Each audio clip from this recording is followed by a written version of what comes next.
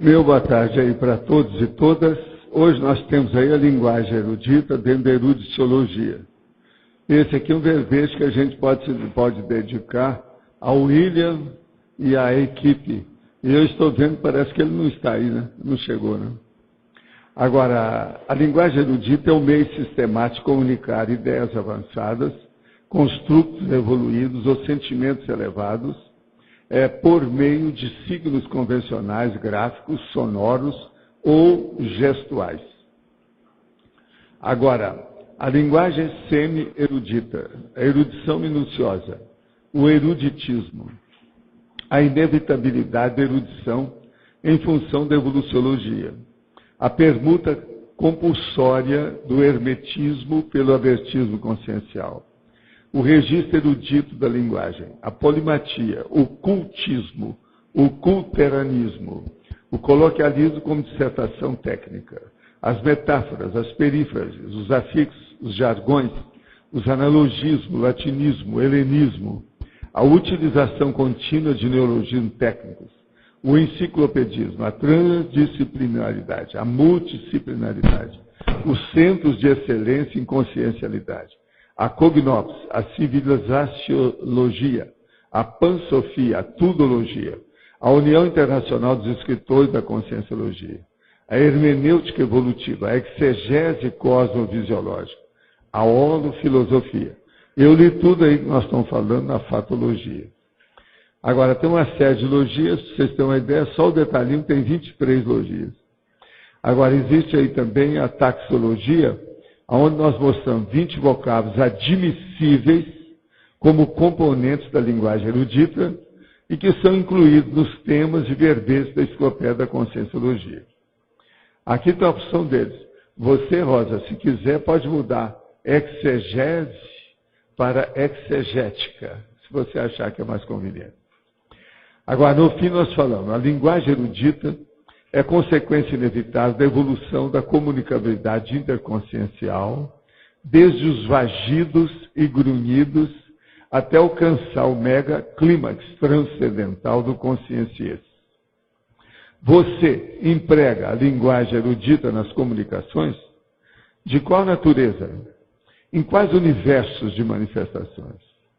Eu quero dizer que hoje tem uma certa coincidência de números inteiros. Esse verbete é o 1020, tem 4 páginas, tem 50 logias e tem 10 máximos.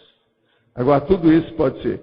Esses 50 logias, preciso ver que talvez tenha 51, eu preciso examinar com calma. Eu também já cheguei à conclusão que tem 51. Agora, você, se quiser aumentar, pode aumentar a colegiologia, que faltam só 3, já tem 4 aí. Agora, ó, eu queria aproveitar para dar aqui aos meus, meu setor e departamento de prestação de serviço, né, como eu sempre falo. Hoje eu tenho uma coisa, há uma xepa intelectual lá atrás, com desconto de 50% dos livros, uma boa parte dos livros são novos, agora 100% da arrecadação vai ser para o tertuliário. Quem é aí do tertuliário que está aqui hoje, que é bom saber disso. Está com a Flávia. Ó, entre os 22 livros que a Graça deu, tem 6 livros que ela deu aqui, ó, da biblioteca dela particular. Ela deu para ajudar o tertuliário, tá certo? Esses livros vão ser vendidos com 50%. A maioria deles são novos. Olha os livros que tem ali. Michel Foucault e outras coisas mais, ó, vale a pena ver. Agora, ó, 50% é xepa. Aqueles que estão querendo mexer, e isso está bem dentro, por incrível que pareça, do tema de hoje, que é erudição. Tá certo? Linguagem erudita. Agora, ó, eu queria saber, tem gente aí daquela equipe que está estudando a longevidade aí? Tem ninguém? Ah, tem. Tem vocês duas aí que são, não é isso? São as jovens da longevidade, dos idosos. Então, ó, vocês aguentam lá que eu vou falar umas coisas aqui. A Folha de São Paulo trouxe naquele caderno do Equilíbrio, agora, de quinta-feira, anteontem, o problema de qual é o segredo da longevidade.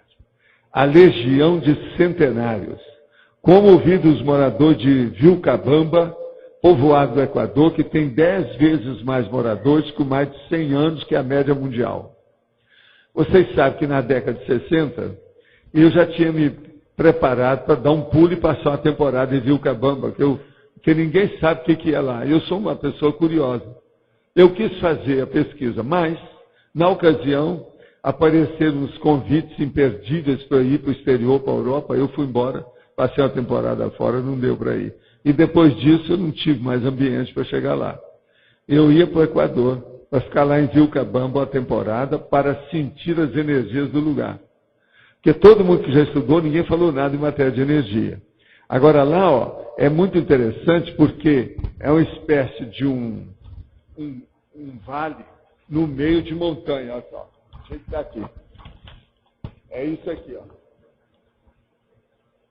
Agora, sempre me chamou a atenção o jeito que chamou a atenção desse povo. Um argentino agora escreveu um livro, mesmo não sabe quando é que vão lançar no Brasil.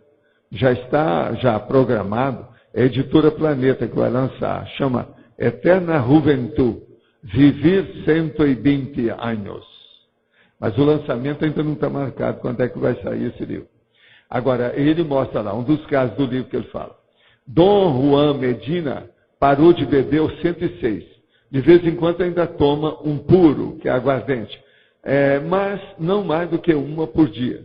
Fuma, mas muito menos que quando era jovem. Ali pelos 70 anos, ele era jovem.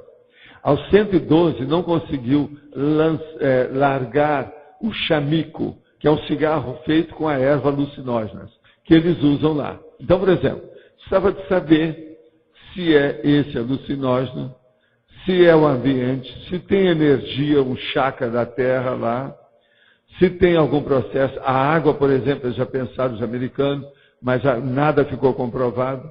Os franceses acham que é o processo da alimentação deles, porque eles não comem muito carne, eles comem mais vegetais. Agora, é muito estranho que a maioria bebe, tem esse alucinógeno, fumam e está tudo de qualquer maneira. Ó, esse homem está aqui, ó, ele tem 112 anos. Ó a cara dele.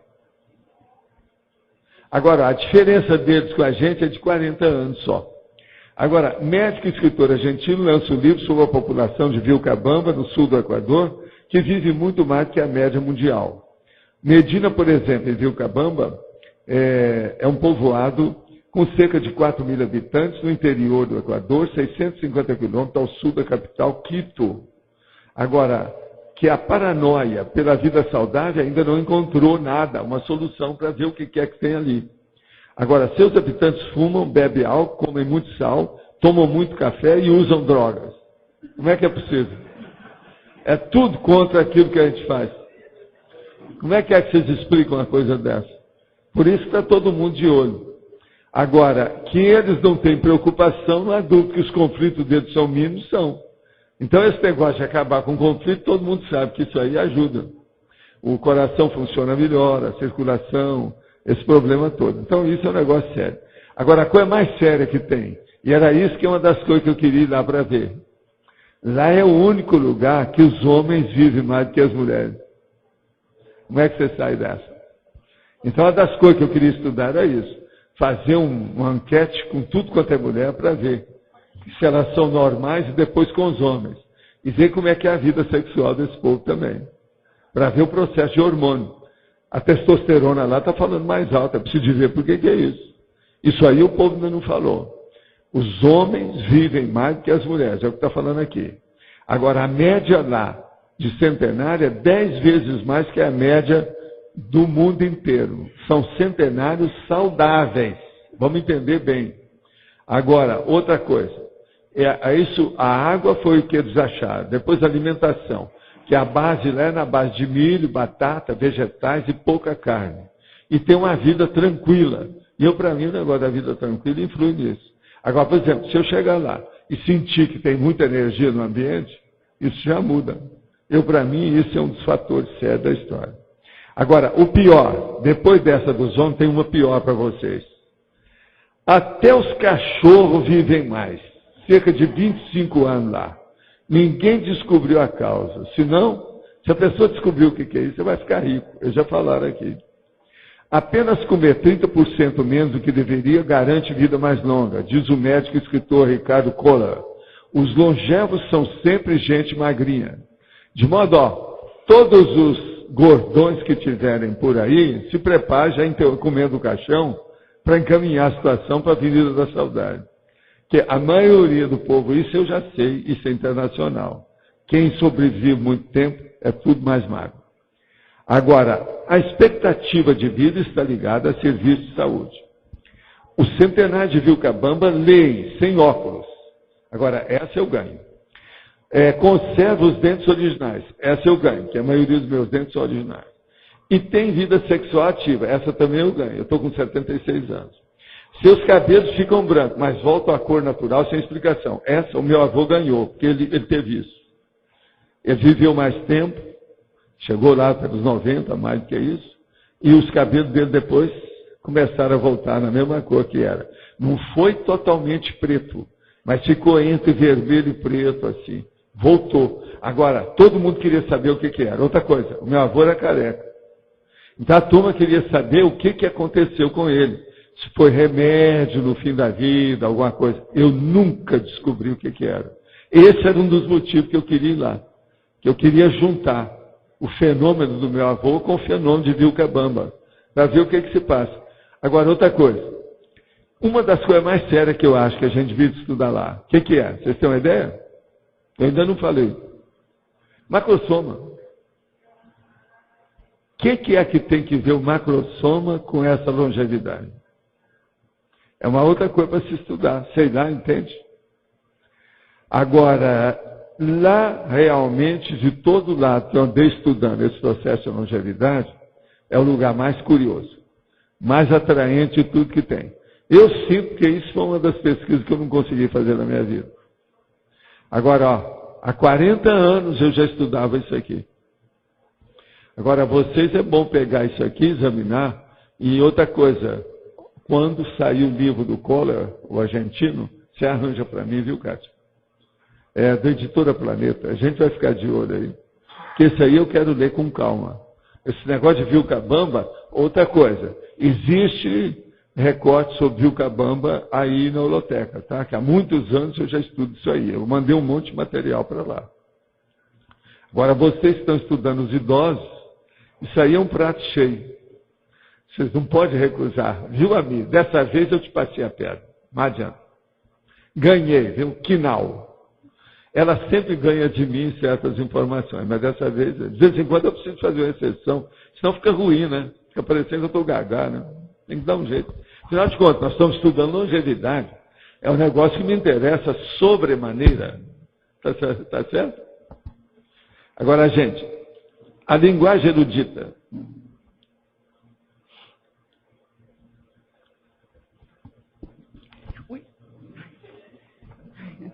Tem que levar um choque primeiro. Nós fizemos um comitê, eu, a Adriana e a Fátima, e vimos que tem 11 máximos e 52 logias. O que é que você descobriu mais que eu? A não ser que... Me fala os máximos aí que eu não entendi. Qual não, mas a gente quer tirar uma dúvida primeiro. Eu fiz isso aqui rapidinho, olha que eu cheguei. A culturologia a gente está considerando o máximo. O quê? Culturologia. A culturologia? Vê se pode considerar um máximo. Foi essa que eu não contei. Mas realmente, pode considerar um máximo. Eu já fiz máximo, sim. Então tá. Nós já tivemos verbetes com a culturologia máxima. E são 52. Então são 11. São 51. Tá certo. 52 logias. 52? O que vocês descobriram? Aí eu não, por página, a primeira página a gente viu 12, a segunda página a gente viu 26, a terceira 10 e a última 4. Então, deve ter sido essa última que eu não contei direito. Tá bom. Se a gente acertou? Tá bom. Quer dizer que é mais. Parabéns para nós. Eu confio em vocês para nós aumentarmos esses dados. Agora, o número é 1020 mesmo. Esse aí não dá para vocês mudarem, não. Tá certo? É o número dele. Eu estou com muito mais do que isso, tá? Eu estou com 1135, 136. Boa tarde. Sim, boa tarde. Professor, e a questão da atmosfera? A gente sabe que em alguns lugares, por exemplo, o ozônio é muito maior do que em outros. Uma das desconfianças é o negócio então, por da exemplo, atmosfera. quando meus pais estiveram um pouco mais doentes, eu queria levá-los para algumas regiões onde o mas ozônio era mais evidente. Antigamente eles achavam que a pessoa mudar de ares melhorava, antes da medicina desenvolver. E outra coisa, quando eu comecei a ter hipertensão, eu comecei a verificar que a pressão atmosférica influía em mim. E eu comecei a lembrar do meu avô, que ele tinha um negócio no pé, que a hora que mexia no dedo dele, assim, daqui tantas horas vai chover. 80% dos casos ele acertava.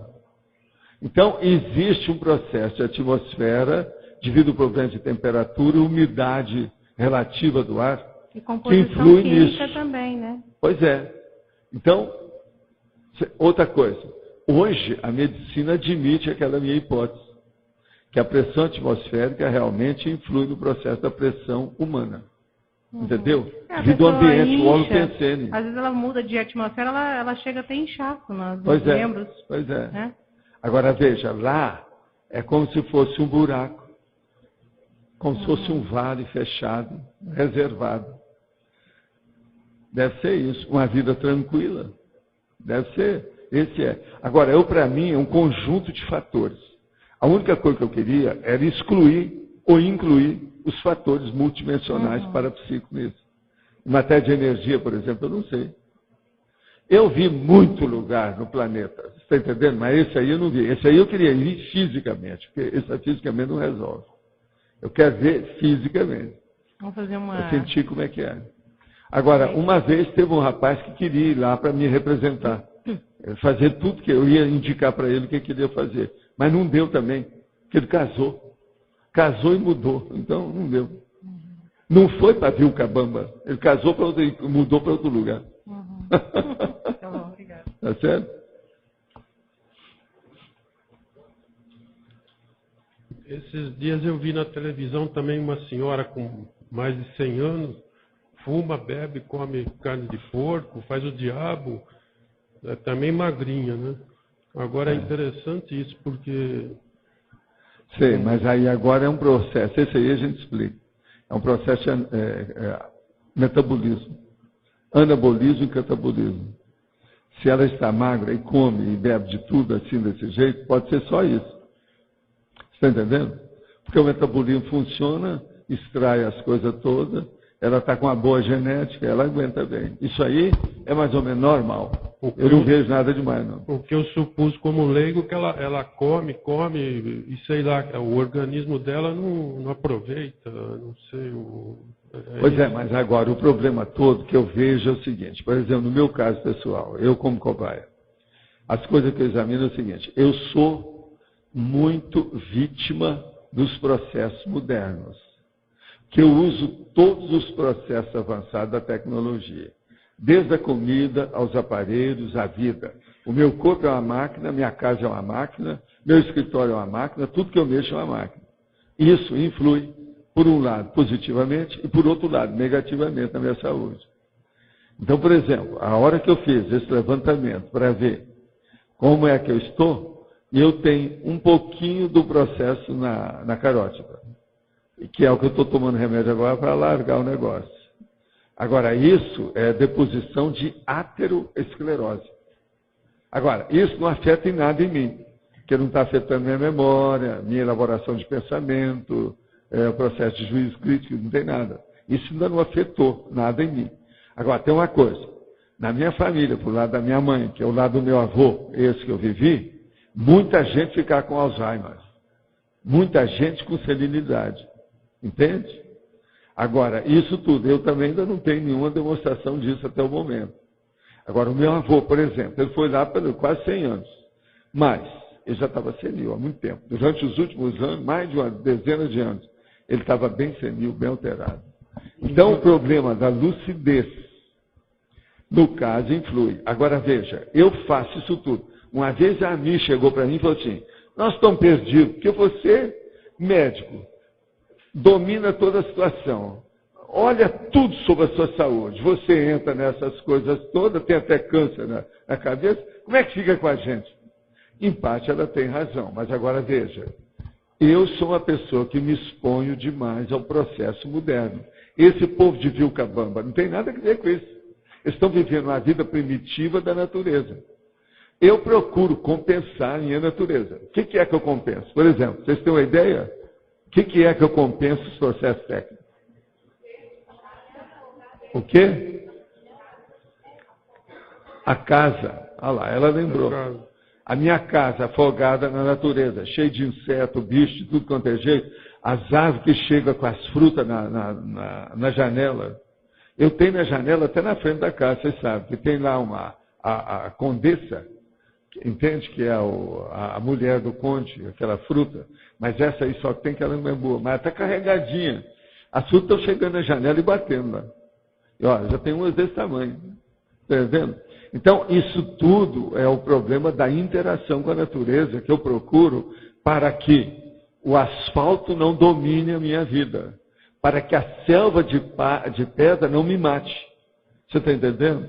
E eu acho que é isso que a gente precisa fazer em geral para todo mundo aqui. Eu já vi, por exemplo, tem alguns dos condomínios que eles estão fazendo que está faltando árvore. Sabe de colocar mais verde lá dentro. Isso é a minha opinião. A gente tem que ficar. Nós já viemos para perto da mata de propósito. Eu mesmo, desde o início, quis comprar essa mata. O cara, na ocasião, não quis vender. Mesmo que ela seja não edificante, que a gente vai comprar só para preservar, vale a pena. Que as matas nossas aqui, ó. Ontem nós fomos lá para encontrar com o Marco. A hora que a gente atravessa aqueles 25 quilômetros no meio da mata, é uma coisa impressionante a mata, como é que ela está fechada.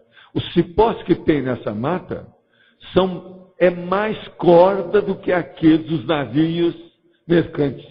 Está entendendo? Aquelas cordas que tem. O cipó que tem aí é mais do que aquilo. O tanto de borboletinha que tem durante a noite, mesmo numa noite igual a de ontem, é uma loucura. Agora, nós vimos um par de gaviões, ó, desse tamanho assim, ó, que pararam e começaram a olhar para a gente lá, a hora que o carro estava passando. Gaviões da mata. Agora, é uma coisa, a natureza aí não é fácil. Uma outra coisa, vocês sabiam que numa dessas explorações lá, aí da mata, lá junto lá do Hotel das Cataratas, um turista se perdeu durante uma semana lá no meio da mata e foi uma maior dificuldade para achar o homem? Vocês sabiam disso? Essas coisas não apareceram muito por aí. Nós ficamos sabendo por causa das excursões que eles fizeram lá. Outra coisa, encontraram o cara todo esfarrapado, picado de mosquito de tudo quanto é jeito, mas sobrevivendo em alto nível. Ele comeu tudo que ele achou na mata para poder sobreviver. Agora, veja, eu falei, ele era um boboca, porque tem certas coisas que é fácil de achar, não é tão difícil assim. Mas ele estava desorientado, né? Desou.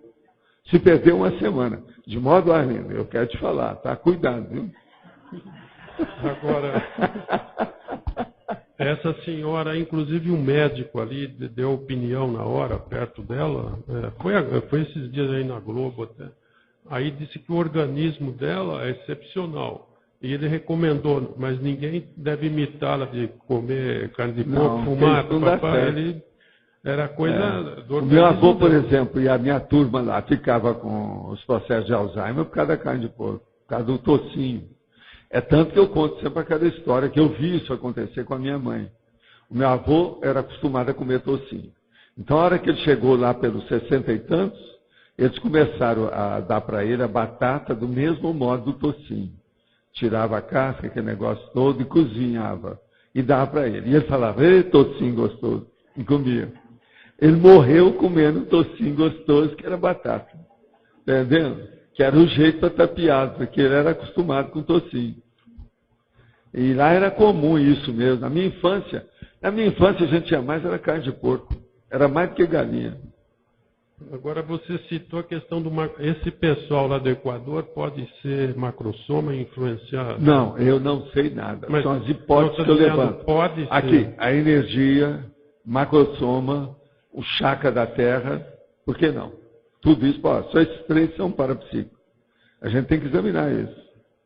Agora, outra coisa, eu quero ver como é que é o ambiente em si. O holopensene, isso é muito importante. Sabe lá, se alguém teve lá, um serenão viveu lá uma temporada, há muito tempo e deixou as coisas arrumadas, do jeito que eles arrumaram o cérebro da gente, pode ter arrumado um ambiente, um holopensene. E esse pessoal ser magro também. Todos que eu vejo centenários que aparecem na televisão, nisso, naquilo, são magros mesmo. São magros. Agora, o que é importante é que lá já teve muita gente, ainda tem ainda com 120 anos. Agora, o caminho disso vai ser aquilo que eu falei, não é só 150 não. Nós vamos poder viver até 250, eu acho, a biologia permite isso. Eu falava isso há muitos anos, hoje já tem uma escola que já admite isso. E você falou 250. do hormônio. 150 muita gente admitiu há muito tempo. O hormônio também influencia, né? Eu acho que o hormônio é uma coisa muito séria, porque o hormônio, ele cria ou envia, quer dizer, ele mata. Por isso que mexer com esse negócio de tireoide é preciso ter muito cuidado. Qualquer coisa de reposição hormonal na menopausa da mulher, é preciso ter muito cuidado. Tudo que diz respeito ao hormônio é problemático. Eu sempre achei isso. E hoje ainda não tem uma saída para isso. A gente tem que ponderar isso aí. Tá certo? Agora, por exemplo, eu quero ver nesse livro desse Kohler, do argentino, o que ele está falando sobre o sexo lá, como é que é. Para ver como é que é a situação. Mas, por exemplo, o número de filhos, o planejamento familiar, isso aí é importante. Por exemplo, se lá tem pouca gente que nasce, deve ter algum processo, então, hormonal com processo sexual. Sabe de ver o quê? Todos esses fatores também, o contrário tem que ser lembrado. Agora, gente, em matéria de pesquisa humana, biológica, isso aí é o máximo. Eu sempre achei, foi isso aí, uma das coisas que eu queria fazer quando eu telefonei para o nosso amigo lá, sabe, o grandão lá da física, o brasileiro. E ele falou, Valdo, não entra nisso não, você está muito mais avançado, isso aí não é seu caminho. Deixa que você vai, eles vão brigar com você de tudo quanto é jeito, você tem umas ideias muito avançadas. Isso foi o nosso amigo.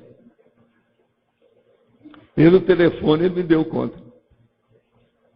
Agora, veja, eu estava disposto, eu estava com dinheiro, com disposição, comecei a fazer as minhas pesquisas para o exterior.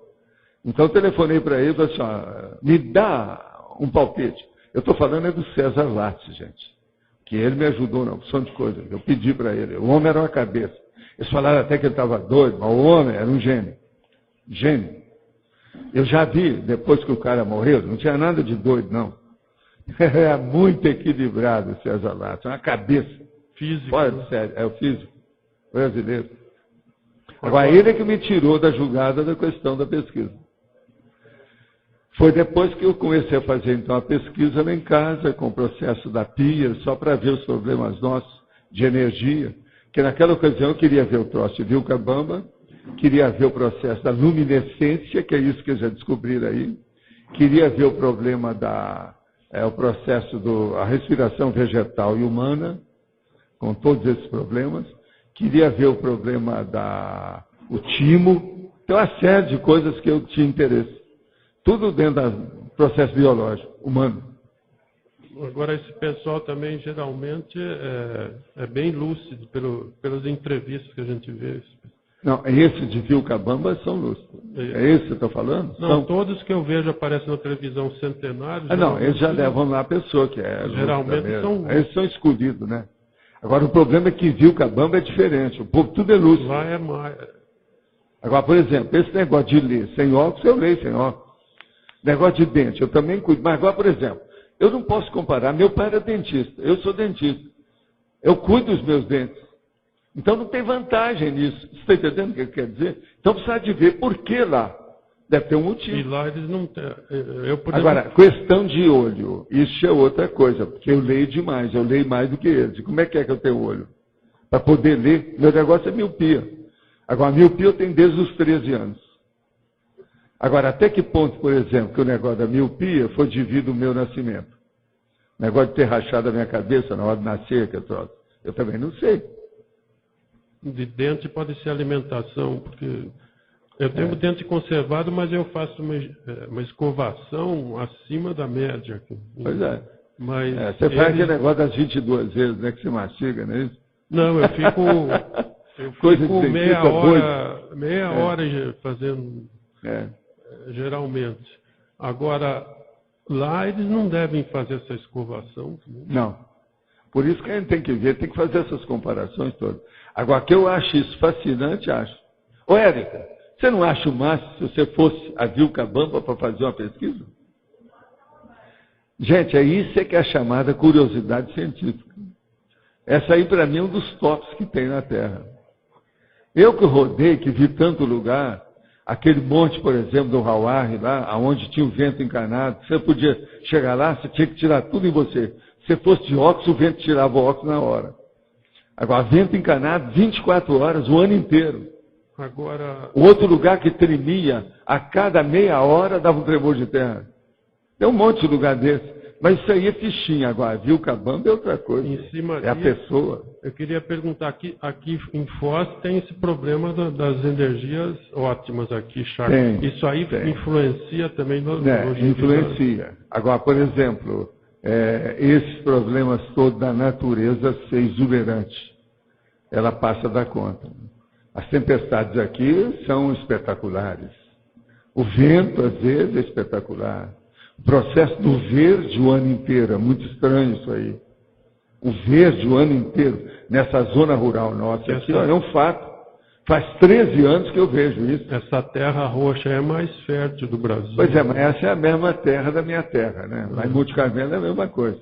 É a terra do calcanhar vermelho. Todo mundo fica com o calcanhar vermelho. Você vai andar sem sapato, com o tempo tinge o seu calcanhar. E não tem jeito de sair, não. A pessoa tem que pegar o sapato e passar alguns anos até limpar. Mas porque fica vermelho mesmo, por causa da terra. Por causa da acidez da terra. O povo aí fala, o povo que fala, o povo do pé vermelho. Pois é, não, o calcanhar vermelho. É a terra de Monte Carmelo, é o calcanhar vermelho. Agora, só uma pergunta sobre erudição. No verbete, você mistura as coisas. Tem muita coisa de erudição, tem muita coisa que é popular. Você faz uma mescla. Você queria entender? Eu dou uma cosmovisão do assunto.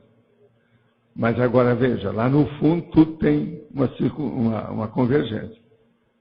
Está tudo certo. Você pode olhar que tem. Agora, aqui na taxologia, aqui que são só...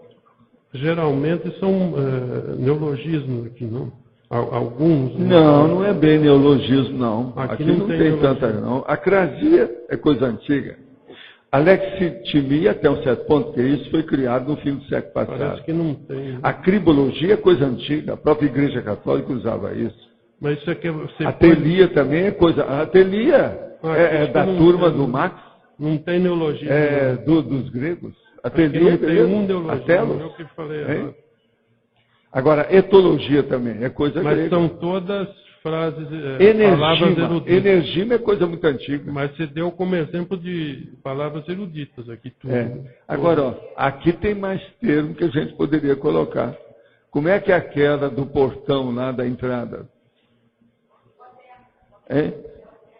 Essa não tem, ó. Poterna, não aqui tem. Dá para pôr um monte. Agora, vê se você pede para a turma, para a gente ampliar isso aqui, que são nomes, que é bom a gente chamar a atenção. Não tem neologismo, eu me enganei. Poterna não tem, não. Ó. Acho que não tem um neologismo aqui. Parece. Não, neologismo tem. Tem, qual é? Aqui? Tem. Alextimia.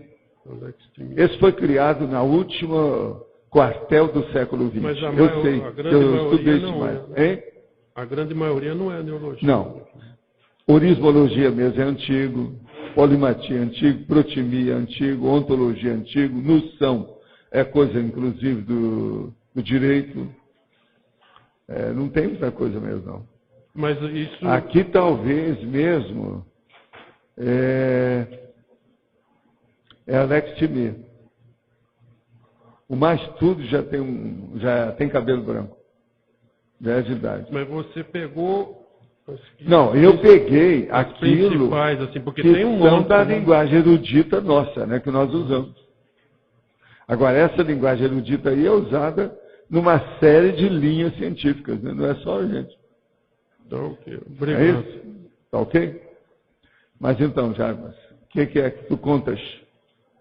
Bom, eu queria saber como que faz a dosagem assim, didática entre a linguagem erudita e o coloquialismo didático na divulgação científica. Não na criação do... Olha, a minha técnica que eu uso, eu tenho uma que eu andei estudando isso muito desde a época do ginásio lá com o chefe lá, que tinha, o meu professor de português tinha um livro. Tinha mais de um livro. E ele tinha um processo na perna. Então ele escrevia muito, mas era uma cabeça. Agora, tem até livro dele aí na holoteca. Agora, veja, foi ele que escreveu um livro de polêmica sobre, para falar sobre maquinário ou maquinaria. O que era o correto? Você vê, escreveu um livro só sobre isso.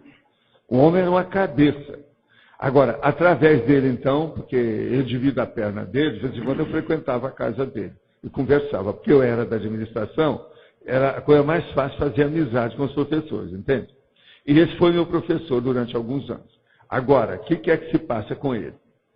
Eu, então, falei com ele assim, eu quero fazer esse casamento entre a linguagem popular e a linguagem culta, é a chamada erudita ou semi-erudita. Agora, ele então virou para mim e falou assim, olha, você sabe, eu particularmente, eu sou mais purista. Eu sou contra a gíria, sou contra o estudo. Mas agora, se você quiser colocar, a primeira coisa que você tem que fazer é o jargão técnico. Em vez da gíria grossa, você usa o jargão daquela linha de pensamento que você às vezes está abordando. Então, com isso, você pode usar, porque o jargão, a rigor, ele é um coloquialismo técnico, se você for pensar. Mas agora veja, a orismologia já é outra coisa. Foi com ele a primeira vez que eu escutei a palavra orismologia, que a maioria até dos cientistas não sabe o que é isso. Quer dizer, a orismologia, a meu ver aqui, é um dos ápices do processo de erudição e polimatia que nós usamos. Que a maioria das pessoas nunca ouviram falar nisso. E é uma vergonha, por quê? É o estudo mais técnico que tem da terminologia, da nomenclatura, da onomástica. Você está entendendo? Tem que entrar a orismologia nisso. Você viu, né, Antônio? Olha, de lá para cá, desde que você está estudando aí comigo, você não vê muita coisa falando em orismologia. O povo não entende isso. Não acho. Eles não sabem o que é. Agora, veja, isso é antigo. E outra coisa, o prefixo orismo já é antigo também. Esse negócio já vem de muito longe. Então, no meu caso, eu depois que estudei isso lá com o professor, eu comecei a usar as coisas. Eu fazia artigo, colocava a palavra de gíria do jargão, junto com as palavras técnicas, traduzia aquilo. Hoje eu faço isso muito mais. Eu ponho a gíria mesmo, ponho o jargão, ponho a orismologia, ponho a nomenclatura, ponho a terminologia. Entende? O ideal, então, A nomenclatura é a hora que você usa uma série de termos da terminologia, mas eles têm sequência e parentesco uns com os outros. Então eles criam uma reação em cadeia das mesmas ideias. É como se fosse uma literação feita por afixo, sufixo, prefixo. Uma literação, entendeu? É o máximo. Então, é isso que eu faço. Agora, você querendo observar, veja bem como é que eu faço certos tipos de numerologia. Você vai ver, então, esse jogo do processo. Você sabe que eu tenho mania do problema de comunicação detalhista. E eu já levei isso ao máximo que eu posso. A minha vida inteira, eu já era menino, era assim. Eu li o Tico-Tico já com essa ideia. Outra coisa, você há de ver, eram as cartas as que eu fazia com 5, 6 anos, que a dona Aristina, a minha mãe, observava e não podia corrigir, porque estava perfeito. Por isso que ela me chamou, que eu era um epistológrafo. Agora, o que se passa? Quem fazia os pedidos de reembolso postal era eu. Eu fazia para um monte de amigos meus, inclusive para minha mãe e para mim. Porque naquela ocasião, o que havia mais, era tudo na base de carta. Você tinha que fazer uma carta pedindo pelo reembolso postal. Você já viu falar o que é reembolso postal? Agora, o meu reembolso, os pedidos que eram, eu fazia fórmulas que eram inatacáveis. Não tinha jeito. Não precisava de retificar nada. Então ela me chamou, você é um epistológrafo. Você poderia dar um exemplo de jargão técnico da Conscienciologia? Nós temos uma série deles, né? O Antônio mesmo já mexe com essas coisas há muito tempo, tem uma série deles. Mas, por exemplo, o próprio tenepsista, com tudo que diz respeito disso. ofiexista. Já, entendi. Isso é jargão muito sério. Agora, só pensene, todos esses que nós usamos, não tem uma porção aí? Só dentro da pensenologia tem uma série deles. Eu, atualmente, estou distribuindo os tipos de pensenes e pensenidade nesses aqui. Esse aqui não tem muito, não. Está só ortopensenes e cognopensenes. Mas eu, às vezes, estou pondo até 6 então, para clarear. O ideal é colocar o jargão técnico e depois destrinchar esse jargão. Destrinchar, você traduzir aquilo, porque assim você atinge aquela pessoa que está chegando agora e atinge o veterano que já conhece tudo, que já está culto sobre horizontal. A conscienciologia. Faz uma listagem horizontal. Com isso você atende entende, a galera inteira. Mas nunca deixar de usar o técnico. Nunca deixar e nunca abrir mão disso. E outra coisa, nunca se impressionar se o povo não for te entender. Se você traduziu, eles não vão entender porque tem preguiça de ler. Porque se for ler, eles acabam entendendo. Por exemplo, tem gente que às vezes fazem crítica às minhas definições, mas eles não leram tudo. Então o cara cobra de uma definição que ele viu que está faltando alguma coisa, mas é que aquela outra coisa, eu já tenho outra definição para ela, no outro sentido. A minha ampliação é maior que aquilo que ele pediu, mas ele não leu tudo. Então, é perigoso fazer uma crítica sobre as definições que eu faço. É bom examinar tudo que tem. Agora, vocês, todos interessados, vão poder fazer isso dentro de uma semana, devido ao DVD que vai ser lançado com os 1000 verbetes. É só colocar o Find para encontrar e procurar as palavras que tem, vocês vão ver tudo. Vocês vão ver, por exemplo, as centenas, e às vezes já tem milhares de repetições de termos. Isso tudo é feito de caso pensado. Não adianta vir que não tem, que eu já estou fazendo isso tudo de caso pensado. É a batopensenidade cosmoética evolutiva. Isso é a circularidade, é a exaustividade, é o detalhismo, é a repetição intencional, didática, pedagógica.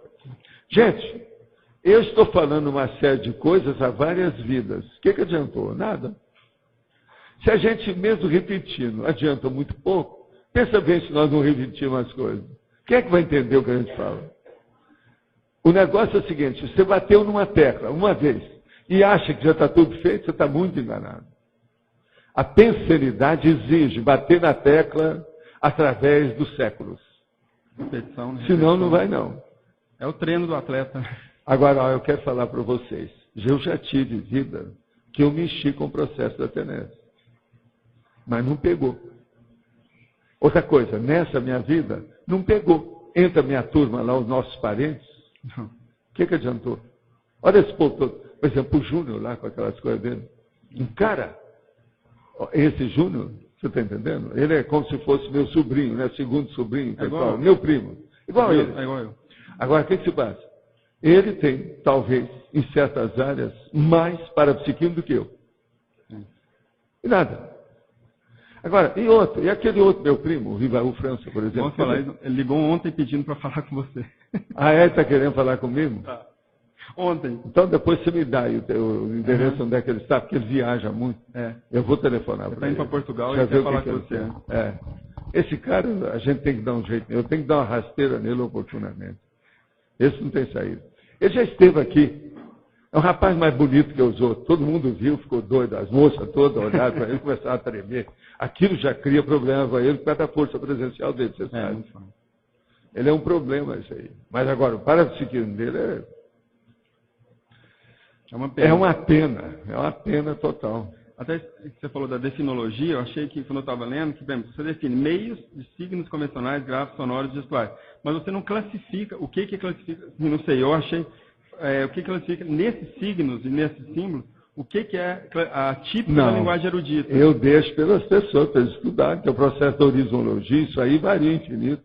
É a polimatia. Não, você não define mesmo o que caracteriza. Não, eu defini o que é a linguagem erudita. Olha só, meio sistemático de comunicar ideias avançadas, construtos evolutivos ou evoluídos, sentimentos elevados. Isso é que é o erudito. Como é que é que você vai falar uma coisa que você acha que é erudita se ela não tem sentimentos elevados? Se for um negócio de bicho, não é erudito. Então a erudição, ela é psicossomática, Ela é mental somática? Ela é evolutiva para mim, está bem escrito aqui. Mas E eu não estou falando isso, não. Indiretamente eu estou. Eu posso fazer isso usando termos coloquiais. Lógico. Entendi. Agora veja, com isso eu não coloquei a mão na cumbuca. Entendi. Abriu bem o leque. Se eu fizer uma coisa, você não vai encontrar nada meu assim. Por exemplo, eu faço aqui, quer ver? Vamos ler aqui uma coisa, quer ver? Eu falo assim, ó, quer ver? Sob a ótica da holomaturologia, eis, por exemplo, na ordem alfabética, 20 vocábulos admissíveis.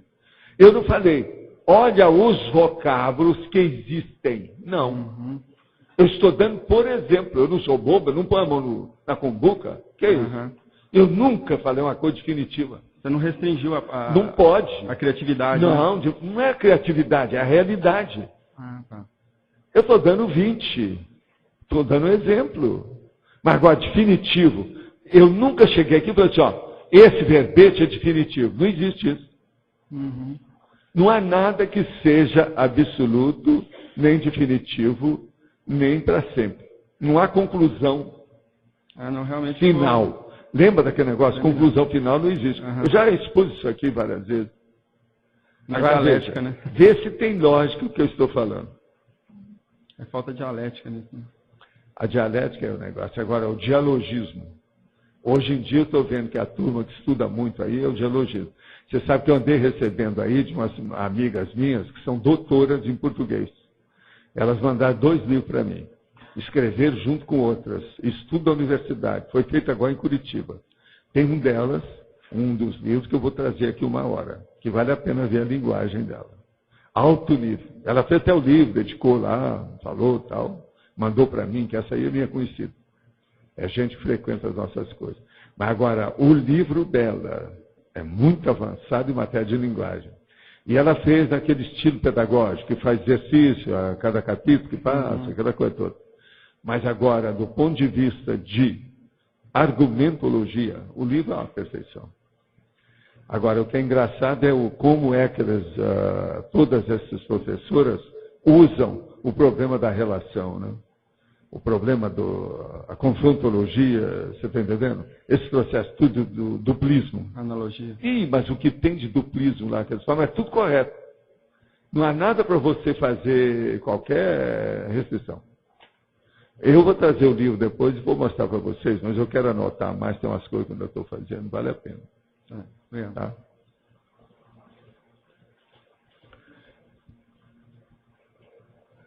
Eu vou chegar lá. Ela está me avisando que já tem só 17 perguntas de Tertuliano para ser respondida. Ela está afobada. Você quer água? O que nós vamos fazer? Vamos em frente. Agora, ó, uma hora você junta o total, coloca aí nos machos de vocês, quantas pessoas vêm aqui junto com o total de perguntas de fora. Pois é, mas olha o total. Está entendendo? Isso aí eu quero saber, porque uma boa parte desses dias aí eu estou achando que passa de 30 o total que eu estou respondendo. 30 em 2 horas, com toda a exposição que eu faço, já é um bom nível. Que era isso que eu queria alcançar no início, quando eu falei lá. Com 2 horas. Agora, vocês já viram que eu, às vezes, sou muito apressadinho mesmo em certas respostas, para não perder tempo, porque senão não dá para fazer as outras. É o que eu procuro expor aqui, porque eu não vejo outro jeito. Se um dia vocês verem aí, ô Rosa, você lá, o Adriana, a Kátia, se vê que eu estou muito apressado, fala para mim, ó, menos, do jeito que ela fala, ó. Mas fala lá, Alexandre, você manda. Boa tarde, professor. Aqui na página 13, na neossinapsologia, né, que o senhor fala o estímulo técnico, o estimulador das neossinapses do leitor ou leitora. Eu queria que o senhor fizesse uma correlação, se possível, né, desse tema com a questão das parasinapses, a paracerebrologia em relação à paragenética. O caso todo é o seguinte, não adianta fazer, Alexandre, só com esse tema, não. Olha o meu estilo, a estilística que nós usamos na Enciclopédia da Conscienciologia. Certo. Ela foi feita para criar neossinapses. Observe. Agora, por quê? Porque nós falamos demais multidimensionalidade, extrafisicalidade, parapsiquismo e colocamos os nomes dos bois. Nome na fenomenologia, explicitamos o conteúdo dos fenômenos e explicitamos também a nomenclatura disso. Isso aí, na hora que a pessoa começa a fazer as relações, as inter-relações, que eu estava falando aqui um dia dele, ela começa então a mexer no processo mnemônico. Aquilo puxa o fio da meada. Então, isso é a paragenética. Agora veja, isso é que é o congênito lá, nosso, da medicina, congênito, que é o inato. Então, isso dá um refluxo. Eu procuro ajudar esse refluxo pensando dentro da cabeça da pessoa, não só os dicionários cerebrais, mas o modo de articulação da formação da ideia, que é o processo da pensenização. Então, esse estilo aqui é para isso. Agora, por exemplo, o negócio de bater na tecla é justamente baseado nisso. Uma outra coisa, essa repetição que eu faço das logias, essas sessões aqui, ó, eu estou usando 70. Esse aqui de hoje tem, do jeito que nós vimos, 52 logias. Isso aí.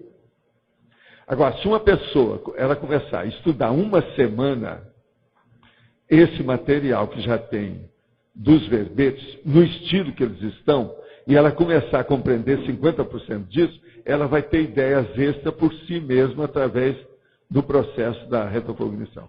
Isso vai ser inevitável. Olha a lógica disso. Sim. Agora, eu penso assim, professor, se a gente for para anatomizar, por exemplo, a aula-memória, é uma coisa que eu tenho pensado muito nessa teoria e hipótese, né? Existem registros, por exemplo, que podem ser registros mental-somáticos, paragênicos mental-somáticos, e registros paragênicos psicossomáticos. Sim. Como o senhor mesmo falou agora há pouco, que a erudição... Para o povão, o homem da rua, o que tem mais é o somático puro.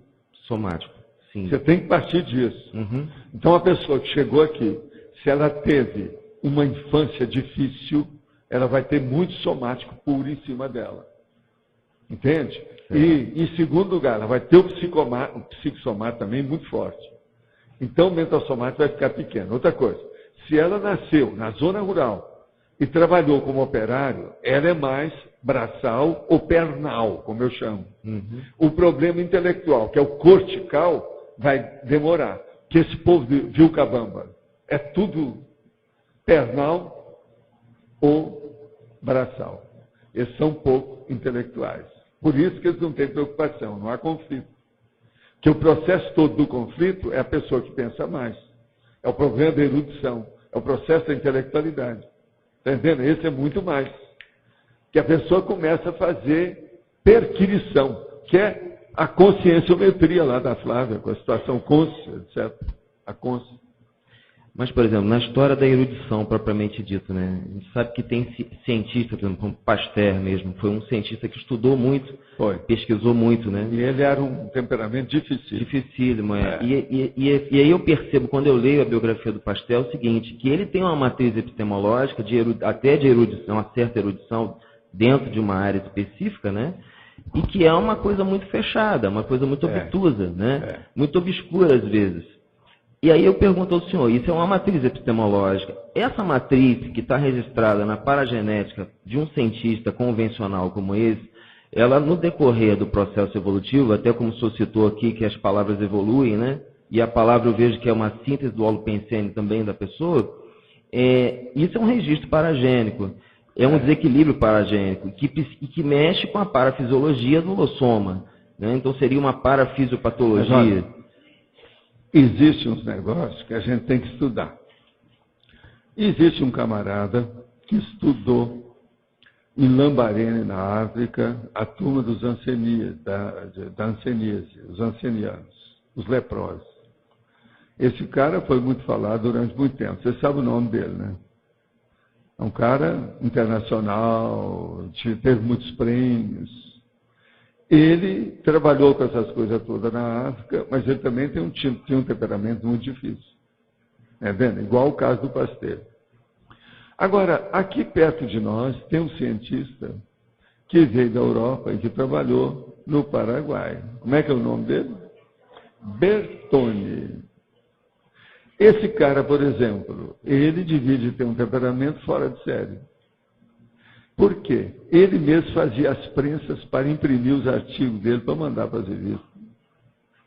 Isso é uma coisa absurda. Eu vi o material dele. Quando eu vim para cá, ainda tinha o material dele todo lá no Paraguai. Nós fomos lá, eu fui lá, examinei, fiz pesquisa, vi de perto, examinei as coisas todas.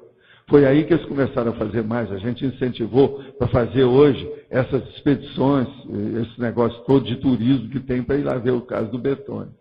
Mas até hoje eles pegaram o material que estava aí e levaram para Assunção. Mas muita coisa aí eles não fizeram nada. Lá devia de ter uma base dele, não foi feita. Agora veja, esse homem, ele tinha uma erudição dentro das coisas que ele fazia de fechar o comércio. E a paciência dele? Uma loucura no meio dessa bicharia toda, dos mosquitos aí. Então, que força que esse cara não tem, entende? Então, são coisas que nós temos que estudar dentro do seu processo da paragenética.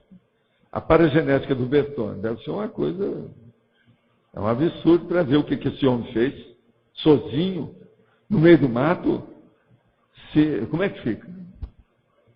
Entende? Ele tem muito mérito nisso aí. Certo. Então, precisa saber esse negócio da linguagem, o nível de erudição. Agora, por exemplo, essas pesquisas que estão sendo feitas, por exemplo, aqueles livros do professor Hernani Guimarães, que ele fala sobre o psi-átomo, né?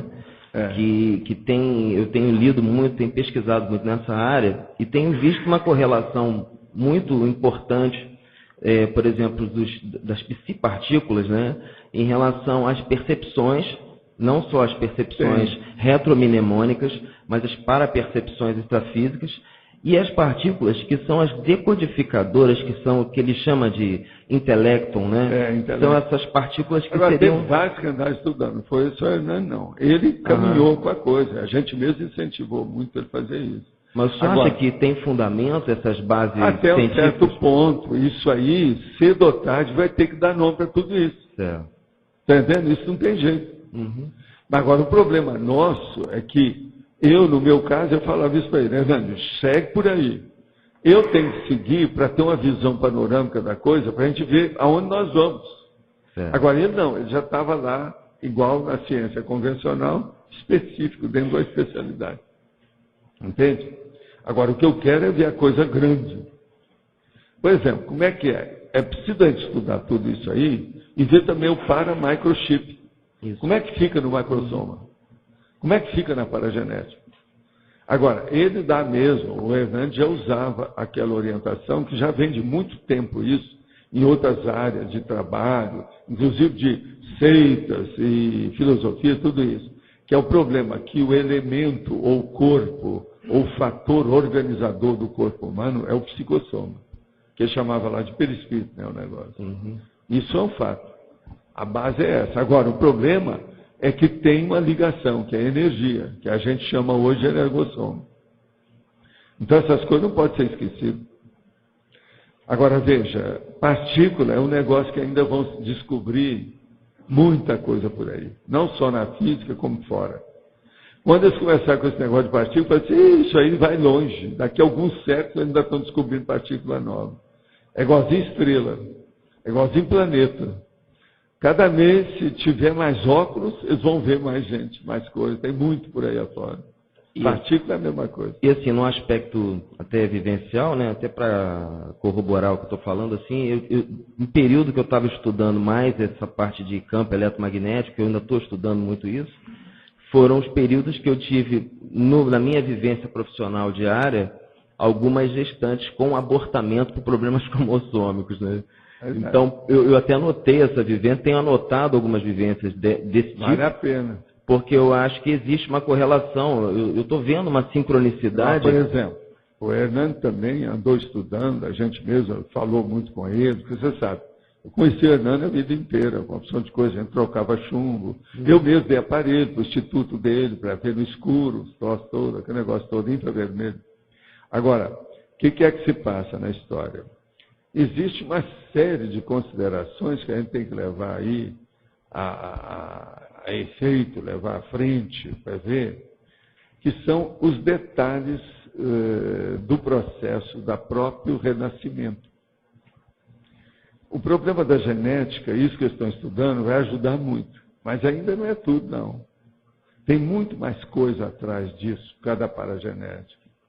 E agora, como é que se manifesta isso com o tempo? Como é que fica isso? É muita coisa que existe. Em matéria de fenômenos, por exemplo. Então, deve haver partículas disso diferentes. Então, aquilo que eu falo, estou falando isso tudo só para te lembrar uma coisa.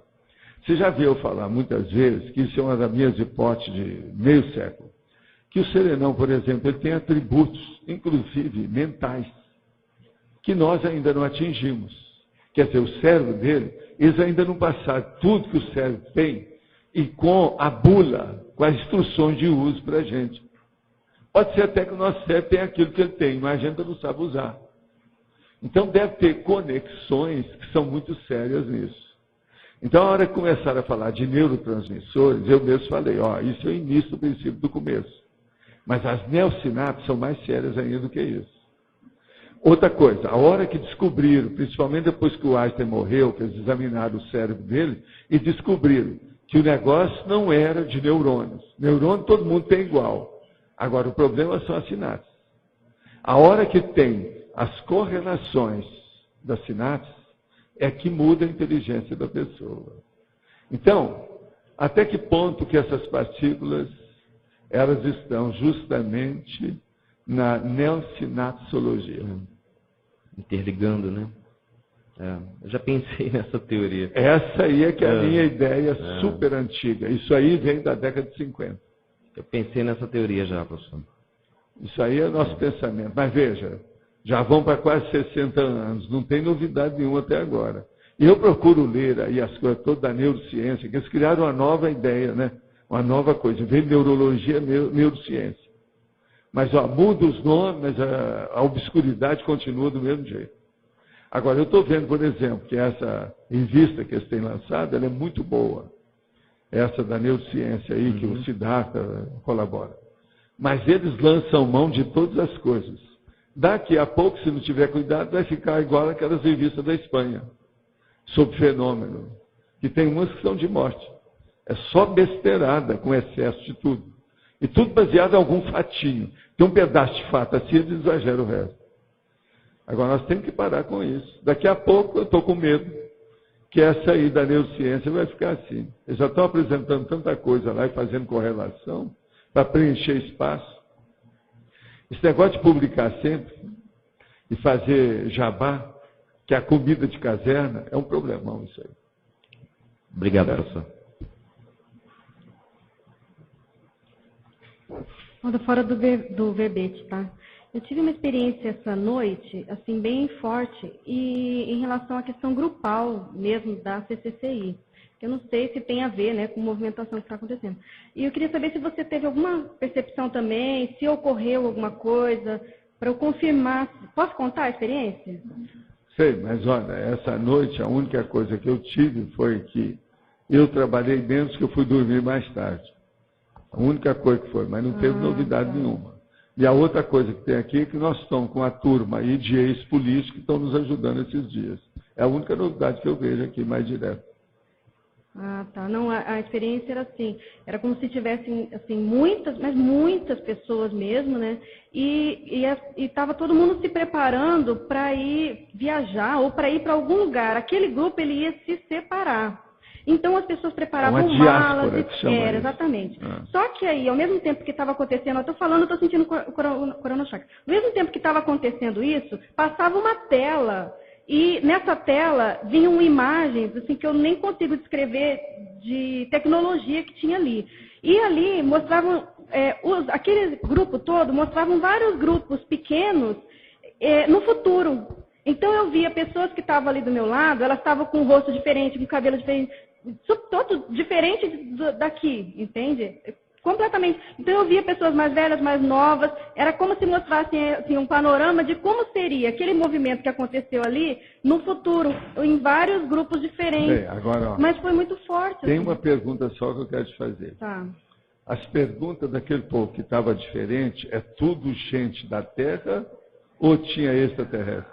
Não, tinha assim, por exemplo, tinha rosto de mulher que parecia branco igual da China, assim, sabe quando elas pintam de branco? Eu estou falando eles se tem com coisa. Cabelo se tem coisa exótica, porque aí a mudança do padrão humanoide. Não, exótica Que, às sim, vezes, não. Era a exótica no diáspora, sentido... uma diáspora, quando ela é avançada, a gente tem que ver se é uma diáspora no mesmo planeta ou se vão para extraterrestres. Agora, planetas. tinha gente que era da Essas coisas CCCI. todas já aconteceu, já teve gente que já viu isso. Tinha gente Tem coisa, daqui, parece, inclusive, lá do SET, que fala nisso, lá da Jenny Roberts. tinha gente daqui conhecida, tinha pessoas que eu nunca vi, mas que se eu ver hoje, eu vou reconhecer a pessoa. Assim, Agora, anota essas coisas e fica lá no stand-by. Vamos ver o que dá. Dona Rosa? Professor, ainda na definição, a linguagem erudita, eu queria que o senhor fizesse assim, um paralelo. O que fica de arcaico na linguagem erudita? O que se aproveita dos arcaicos? Os arcaicos? É. Você sabe, uma das sessões que eu tenho nos verbetes é a arcaísticologia. Que eu uso alguns verbetes, nós temos arcaística, quando interessa. Agora, é importante para você estudar no arcaísmo a conotação vamos dizer, da expressão ou da palavra, o vocábulo atual, com a etimologia. Porque a arcaísticologia, quase sempre, você tem que fazer o casamento dela, a etimologia.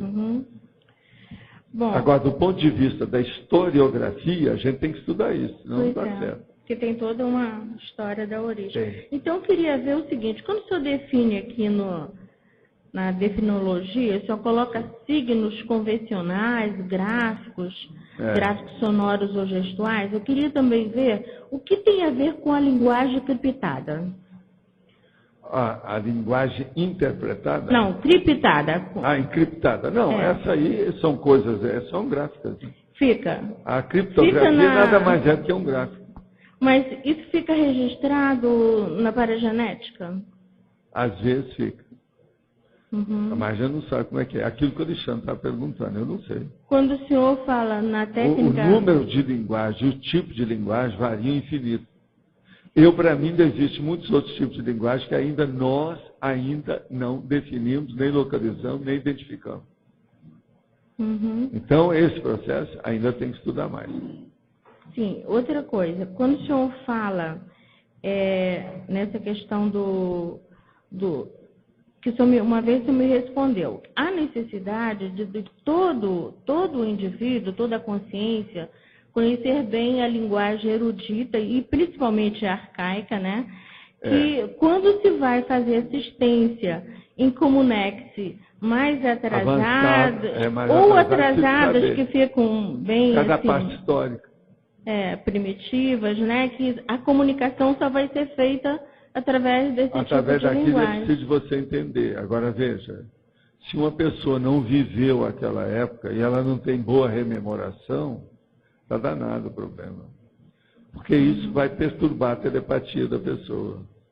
Uma telepatia avançada consegue superar o idioma nativo. Uma telepatia grossa, rudimentar, não consegue. Então, isso aí é sério. Esse é o motivo, por exemplo, que existe concierge que não consegue telepatizar nada. Como também existe concierge que não consegue volitar de modo algum. Isso tudo nós temos que considerar. Então, quando o senhor define aqui linguagem erudita, ela é um composto, né? De todas as linguagens que foram trabalhadas. Esse que eu estou falando aqui é a simbologia, é o processo dos símbolos também. Está aí dentro. Porque os signos estão também incluídos convencionais, arcaicos, gráficos, né? Sonoros ou gestuais. Quer dizer, entra tudo quanto é linguagem básica aí. Pois é, então quando se chega por exemplo, quando o senhor define aqui na sinonimologia a linguagem conscienciológica, ela faz um apanhado de tudo. Não é? Linguagem então, culta, ela não despreza técnica, nada. Científica, conscienciológica, erudita.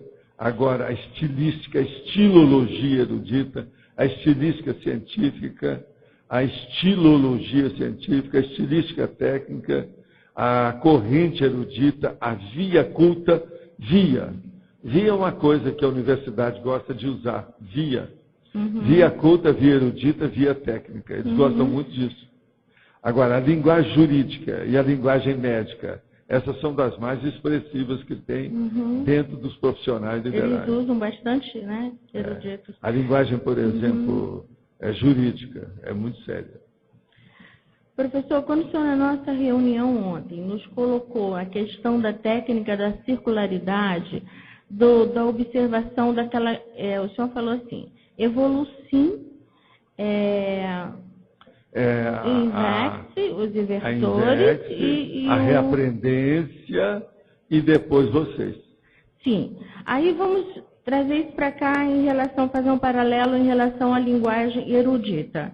Por exemplo, a consim, que dessoma, se ela trabalhar bem todos esses vocábulos, digamos assim, ela já tivesse uma linguagem conscienciológica, seria um composto, um misto de todas as linguagens, desde da mais arcaica até os dias de hoje. Sim. Ela, no caso, vai vir como uma criança, trazendo uma linguagem bem mais ampliada. Vai, mas não é só isso. Ela vai alcançar aquilo que a gente pretende, que é o processo da maturidade precoce.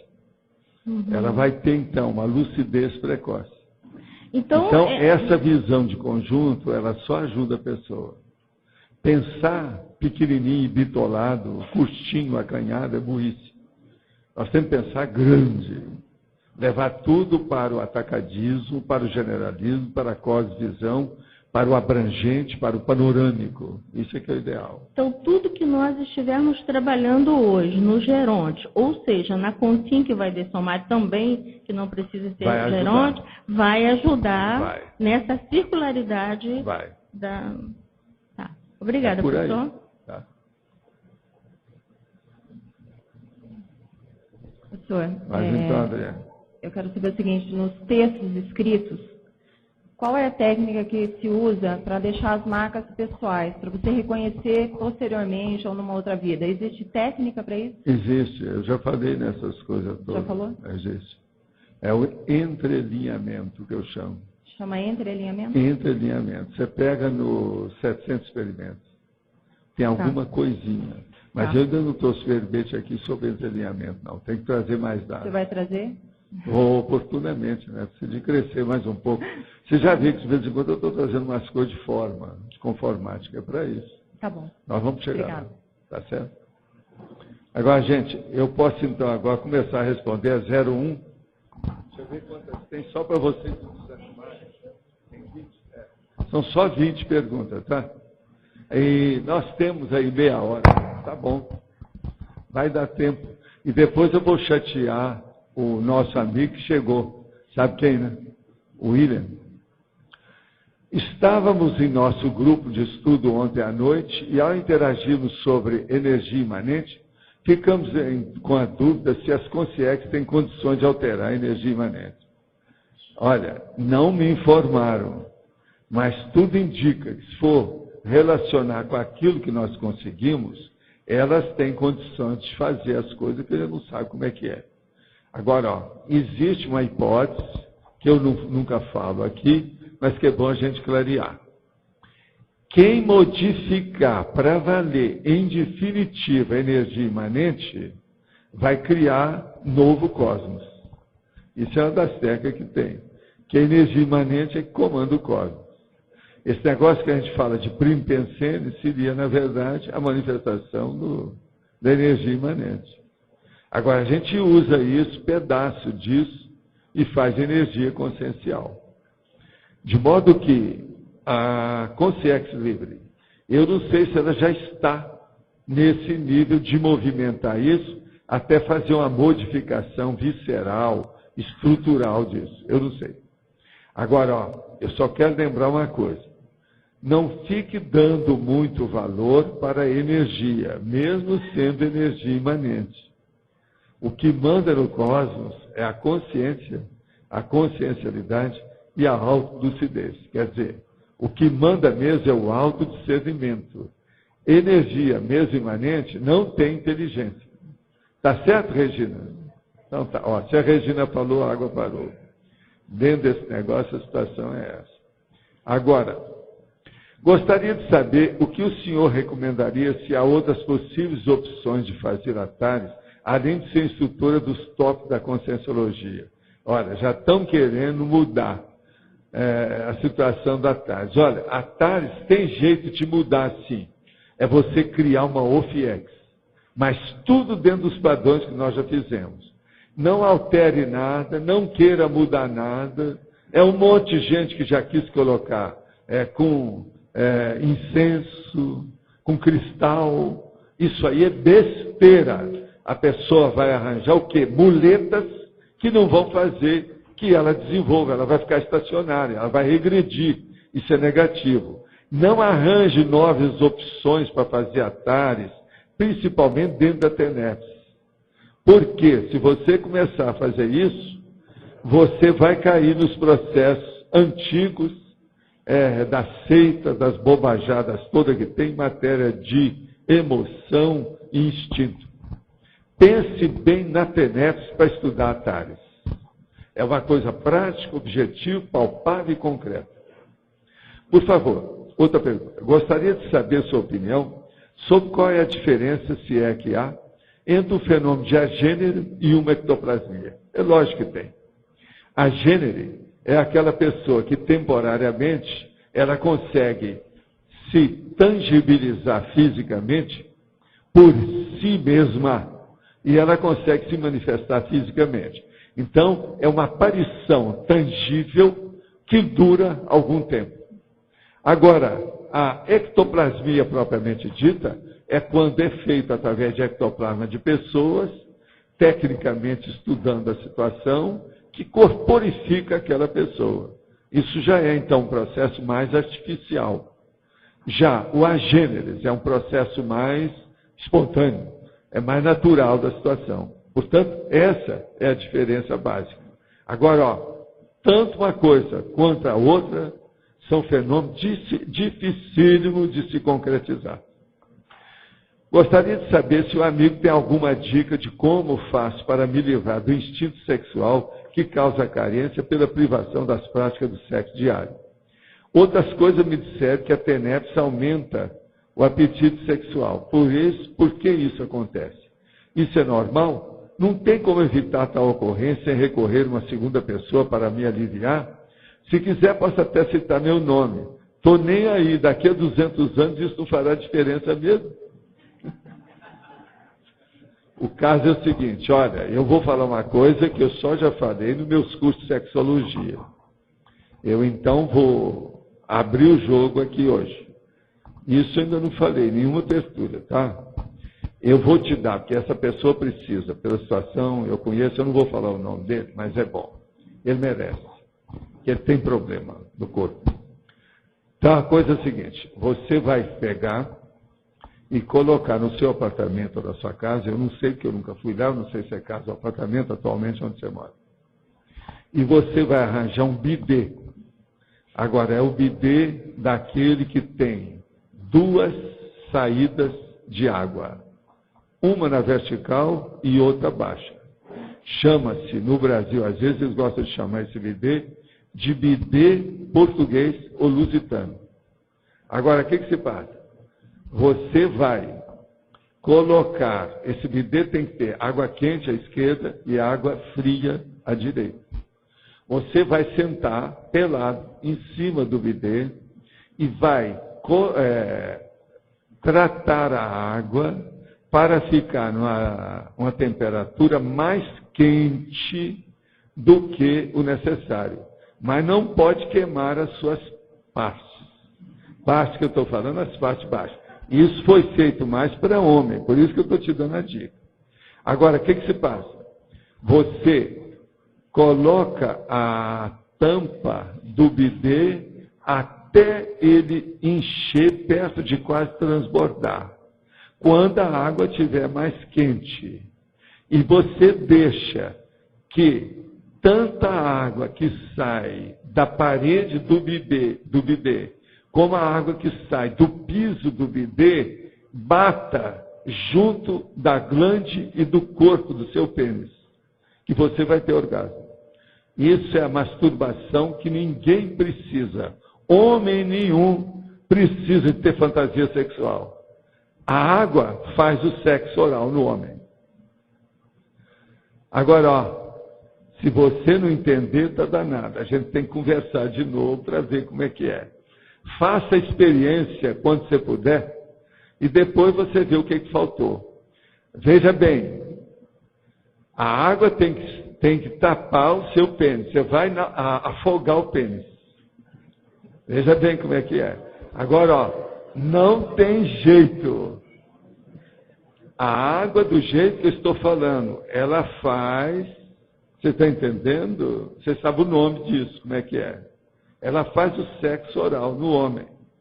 E não precisa, você não precisa estar pensando em mulher nenhuma, não precisa de nada. A água vai levar você a um orgasmo. Não tem saída.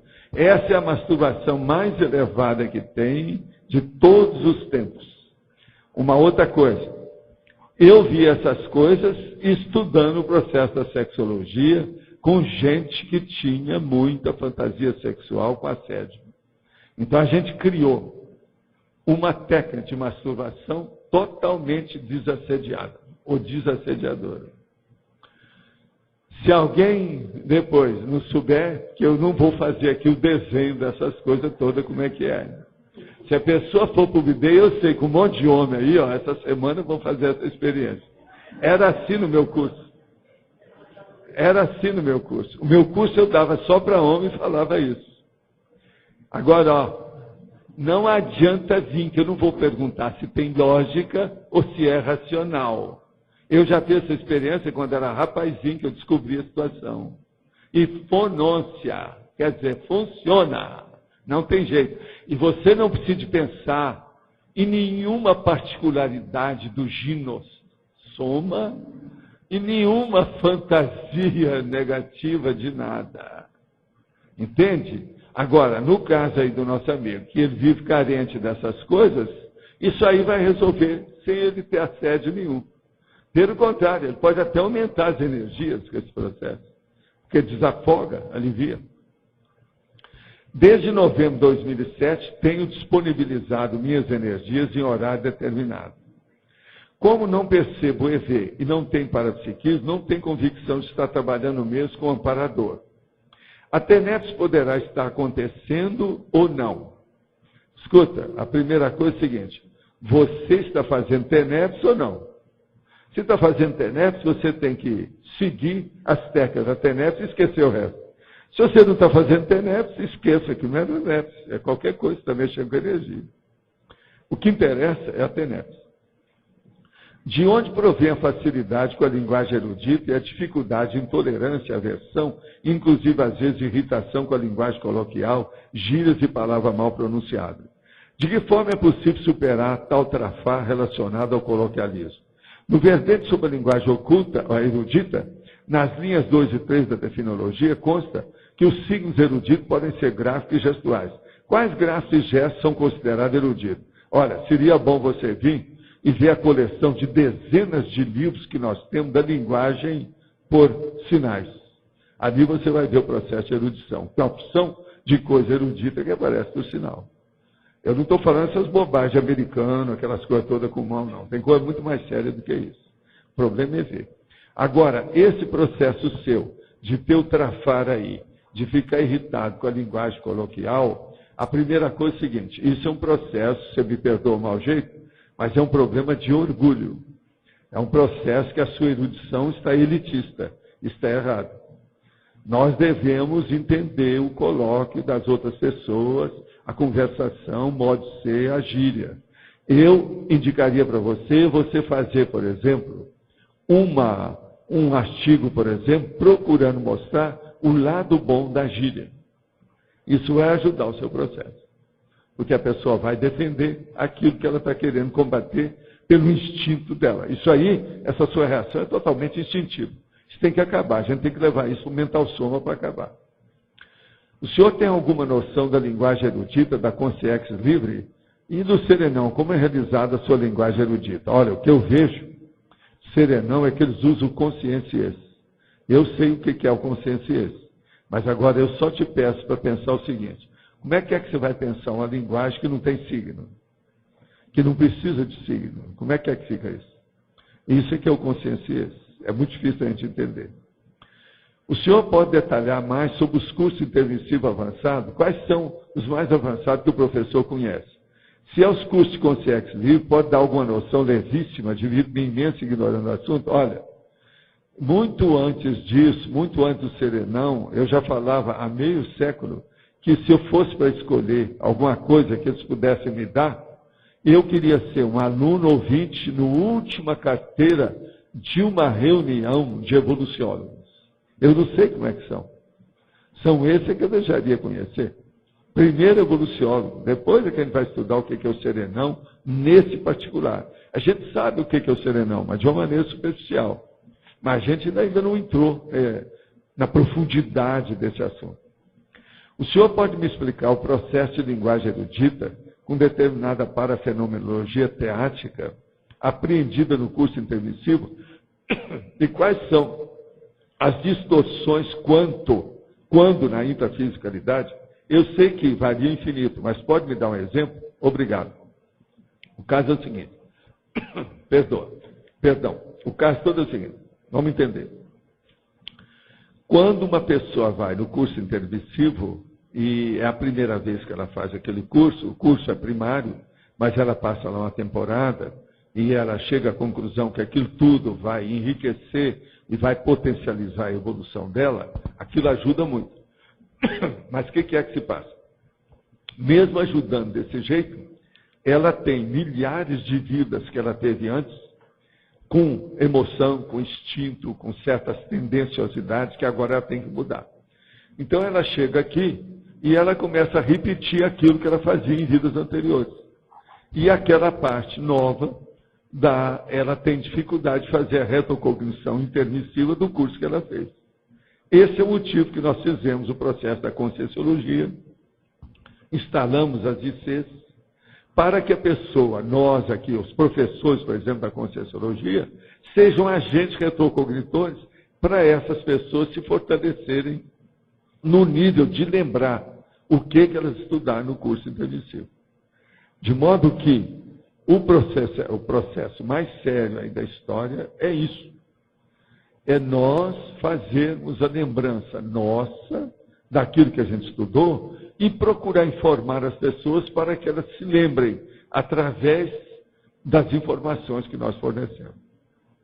Outra, no verbete sobre a linguagem erudita, na linha 4 da fatologia, consta o coloquialismo como dissertação técnica. Mas o coloquialismo não é antônimo de dissertação técnica? Não. Você pode ter um coloquialismo seríssimo, tudo técnico. Dentro do processo, por exemplo, os cientistas, quando estão debatendo, o coloquialismo deles pode ser de uma erudição avançadíssima. Quando a gente começa a falar, por exemplo, certos termos técnicos que eu tenho de conscienciologia, tem muita gente, se chegar, que não conhece nada, não vai entender patavina do que a gente está falando. De que forma posso ser coloquial e, ao mesmo tempo, dissertar tecnicamente sobre algum conceito? É usando a tradução de todos os termos eruditos da linha de conhecimento que você está falando. Traduz aquilo na linguagem comum. Também, junto da expressão técnica do processo. Ontem, conversando com um colega por telefone, a gente viu uma sobrecarga de trabalho, já que centralizam várias tarefas em poucas pessoas. Era para ser assim mesmo que a gente planejou no extrafísico, ou para ter mais pessoas atuantes? Ou tem a ver com a incompetência pessoal? Não. O negócio aí é porque as coisas estão em andamento, as pessoas ainda não acertaram a sua organização. Falta aí a administração mesmo.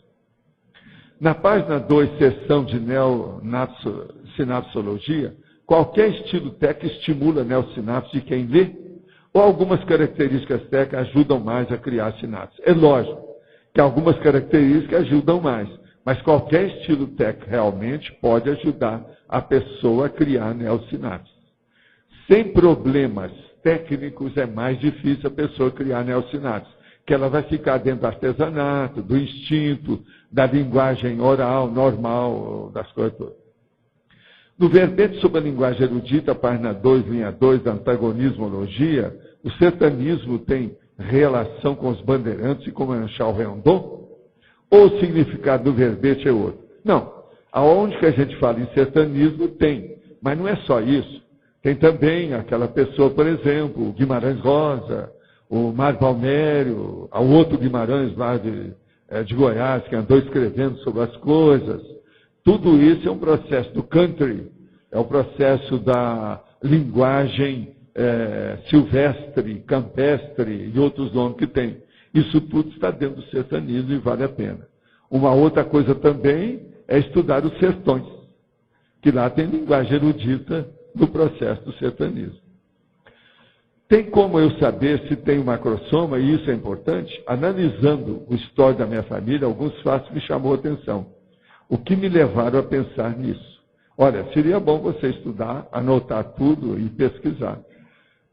Ver se você tem tempo, uma coisa dessa, vai em frente. Gostaria de saber se eu estou agindo corretamente. Quando faço EV, eu imagino acontecendo nas minhas filhas e na minha esposa. Isso está correto? Imagina acontecendo o quê? Será que é energia? Dá um banho? Detalhe, uma das minhas filhas está em Curitiba. Eu, minha esposa e minha filha de 7 anos moram comigo em Passo Fundo, Rio Grande do Sul. Eu li que não devemos mandar muita energia para as pessoas. Cada um tem que buscar a sua. Você leu errado. A gente tem que mandar energia para as pessoas, que é o único jeito de a gente fazer assistência. Isso aí é uma tolice enorme. Essa última está errada. Agora, a hora que você manda energia para a pessoa, você não vai fazer, às vezes, que ela vai entrar em estado vibracional. O estado vibracional puro mesmo tem que ser feito pela vontade da pessoa. Agora, você pode dar uma mãozinha, né? Ajuda, né? Ajuda. Você sempre comenta sobre as 40 manobras energéticas básicas. Elas estão enumeradas em algum livro? Sim. Você pega no Projeciologia, que tem 39 lá, com detalhes. Agora, a última é o banho energético, a estatística de energia, que não precisa a gente falar muito, que esse é mais avançado. Então, é só pegar Projeciologia, pega lá, energia, que você vai ver. Já perguntei a algumas pessoas aqui em Sampa, mas ninguém soube dizer, eu não encontrei. Olha, São Paulo está cheio de gente que eu tive trabalhando aí anos e anos, mas o povo ainda é anarfa em conscienciologia, precisa estudar mais. Agora, o nosso amigo Marco, com alguns dos nossos amigos, está fazendo uma unidade lá, muito séria de pesquisa, não é isso? Pesquisarem. Vamos ver se lá a turma vai estudar as 40 manobras de energia. Agora veja, cadê a Pilar? Ela está aí, não? Não está, não. Senão eu ia perguntar para ela, quantas vezes eu falei nessas manobras lá em São Paulo? Quantos anos? O Maci está aqui. Ô, Maci, você sabe? O que adiantou? Aí, ó. Agora, ele vai falar, não, eu sou novo, eu cheguei ontem. Ok. Mas ele perguntou para um monte de gente que está lá, e ninguém está sabendo. Quer dizer, uma vergonheira. O problema do dinheiro sobe no paulistano, a cabeça dele fica alterada com o dinheiro. Temos que dar um jeito de mexer no mental soma de outras coisas. Qual a sua opinião sobre Esperanto? Li um artigo sobre o Estado Mundial propondo o idioma como opção do recurso linguístico para a integração dos povos. Não conheço o idioma, mas entendo os argumentos em seu favor. Primeiro, é universalista, não pertence a nenhuma nação. Além disso, tem regras simples sem ser simplório, facilitando o aprendizado geral. Como interpreta essa proposta? Olha, esse negócio de linguagem internacional foram feitas mais de meia dúzia delas, igual o Volapük e outras mais. Isso não funciona. Por quê?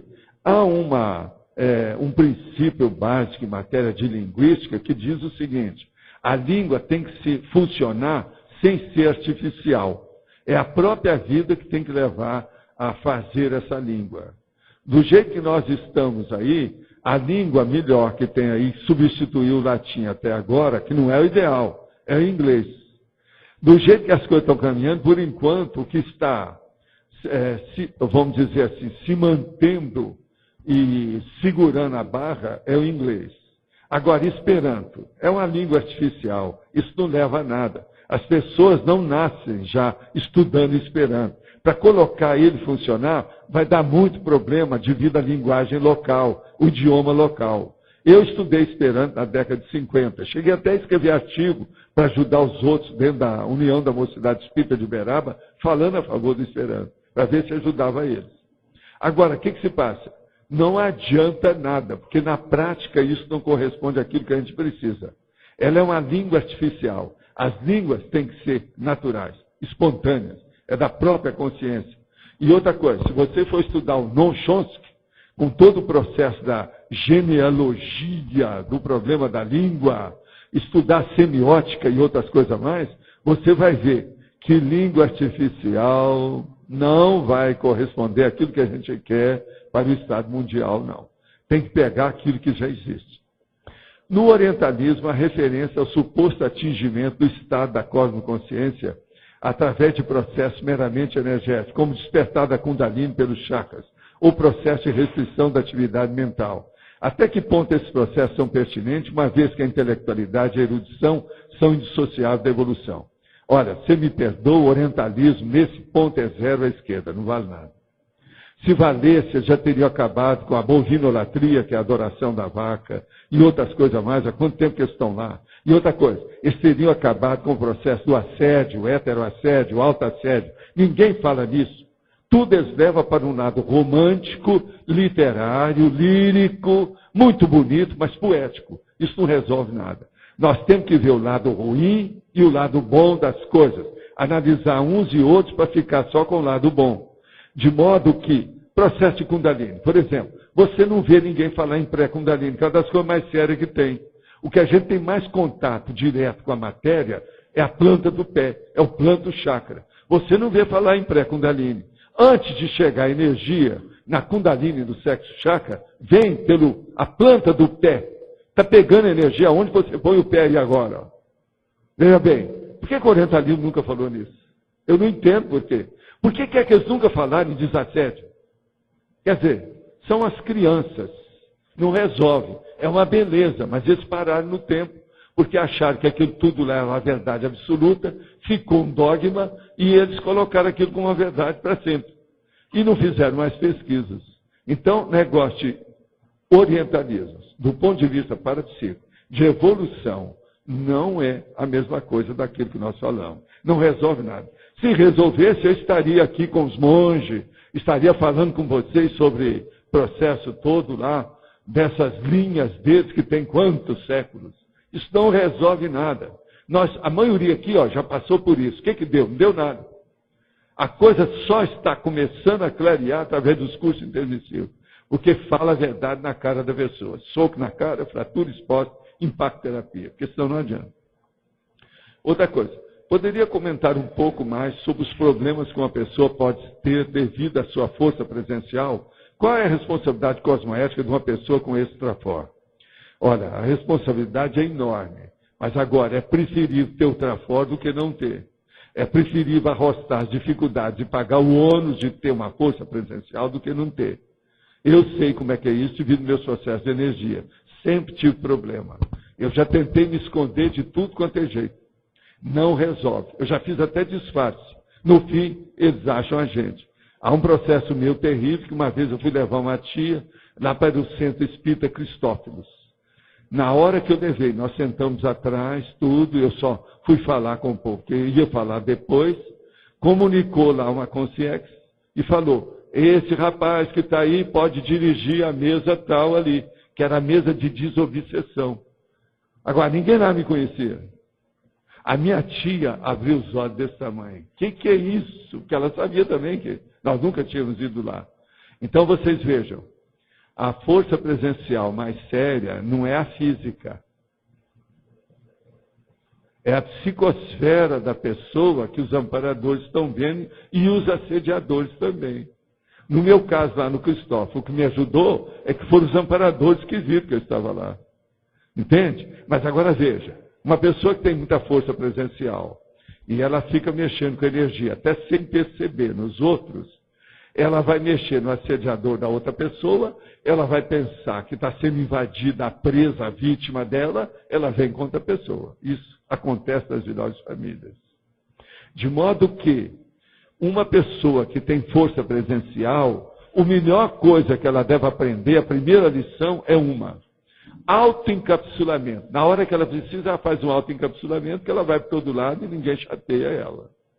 Foi o que aconteceu comigo e com a Graça quando nós saímos de avião de Miami para ir para New York, que o nosso amigo Firmato estava lá e recebeu a gente de madrugada. E a gente estava encapsulado, devido ao processo das torres gêmeas, que elas caíram logo 6 horas depois que nós chegamos lá. E a gente viu aquilo tudo na rua, aquela coisa toda. Agora a gente estava encapsulado. A Graça, com todas as coisas, estava toda tranquila, cheia de vida, de energia. Ela mesma virou para mim assim, eu estou encapsulada, né? Eu falei assim, está. Agora, nós já saímos de Miami encapsulada. Eu sabia que ia ter alguma coisa muito séria. E o Leonardo Firmata é que nos recebeu no aeroporto lá, em New York. Naquela madrugada, praticamente. 6 horas depois, o negócio estourou. E a gente chegou no hotel, era 3 horas. Você lembra? E 9 horas o negócio. Alguns minutos antes das 9, o negócio começou a derrubar as torres gêmeas. Uma última pergunta. De que forma é possível superar a lextimia? Olha, seria bom estudar bem os dados todos e ver o seu temperamento e a sua intelectualidade, as suas emoções, como é que pode funcionar num caso desse. Isso aí tem que ver a sua pessoa com a lextimia. Vocês querem falar agora? Está na hora, né? Faz favor. Pessoal, boa tarde.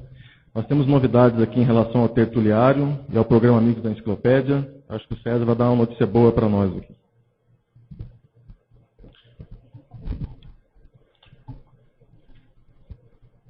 Pessoal, primeiramente, muito boa tarde a todos.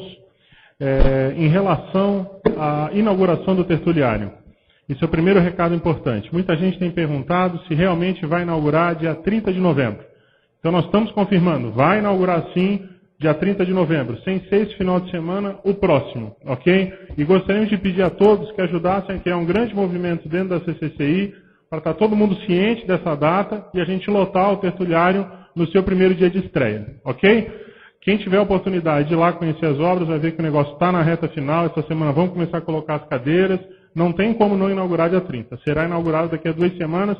Quem está em casa quiser vir fazer parte, por favor, venha, vai ser muito bacana a comemoração. É um domingo, sem ser esse domingo próximo, né, do final de semana que vem, o outro. Esse é o primeiro recado. Segundo recado muito importante, nós gostaríamos de agradecer as pessoas que estão contribuindo com valores para a construção do tertuliário. Nós tivemos uma grata notícia ontem, o pessoal da África se cotizou lá através do Lourenço Pina, a gente vai receber uma doação, uma cota de R$10 mil do pessoal que está nesse instante lá na África assistindo. Eu acho que isso aí mostra um pouco, dá uma ideia da amplitude dos nossos trabalhos. E recebemos também uma ligação do pessoal de Florianópolis, que também, através de uma itinerância do professor Mário Oliveira lá em Florianópolis, conseguiram dar um resultado de lucro líquido de R$4 mil também para o tertuliário. Com isso, então, daquelas 16 cotas que a gente tinha, nós calculamos que hoje nós estejamos precisando de 11 cotas aproximadamente de R$10 mil. Eu queria, inclusive, pedir para o pessoal atualizar o site da Tertúlia. Né? Então, esses são os recados em relação ao tertuliário, mas o pessoal aqui vai continuar falando. Pessoal, a gente vai fazer uma promoção dos artigos do tertuliário até o dia 30, para a gente fazer uma arrecadação final em prol do tertuliário. Todos os artigos que vocês já viram aqui, as bolsas, camisetas, canetas, tudo com 15% de desconto e ainda ganha um chaveiro, não é isso, Flávio? Chaveirinho, ainda vai ganhar um chaveirinho. Então, assim, a partir de amanhã, no cafezinho ali no final da tertúlia, a gente vai estar também dando continuidade ao multirão. Nós estamos com 327 amigos da enciclopédia. A gente mantém a meta de 400 amigos, né? E a gente trouxe aqui uma ideia para nós pensarmos juntos na questão dos assuntos que são discutidos aqui e dos benefícios da gratidão que a gente tem por estar aqui nesse ambiente, nesse trabalho otimizado de energia. E a gente conversou com alguns colegas aqui que citaram algumas ideias. Por exemplo, curso intermissivo constante. Então, a pessoa, quando chega aqui, tem essa sensação de ser um curso intermissivo constante. A questão do autodesassédio, a questão do heterodesassédio e todas aquelas outras questões materiais que a gente já citou aqui, água, luz, ar-condicionado. Então, são benefícios práticos, teáticos, que a gente sente participando desse ambiente aqui. A gente está há 6 anos quase, né? Acho que a gente pode agora retribuir tudo que a gente vem recebendo nas tertúlias, de autodesassédio, de heterodesassédio. A gente vê como a gente está melhorando, como o nível de consciencialidade está aumentando. Acho que essa gratidão que o Eduardo está falando é muito importante. E o Eduardo não falou, mas a gente colocou uma listagem de coisas ali que é bom a gente se conscientizar. São quantas lâmpadas acesas, 8 aparelhos de ar-condicionado, a água que está geladinha, fresquinha, a presença do professor Valdo, que é um curso gratuito, tanta coisa que é o funcionário que vem todo dia varrer isso aqui, né? Então gasta sabão em pó, gasta um monte de coisa, um monte de produto que custa caro, a gente tem que ir no mercado comprar.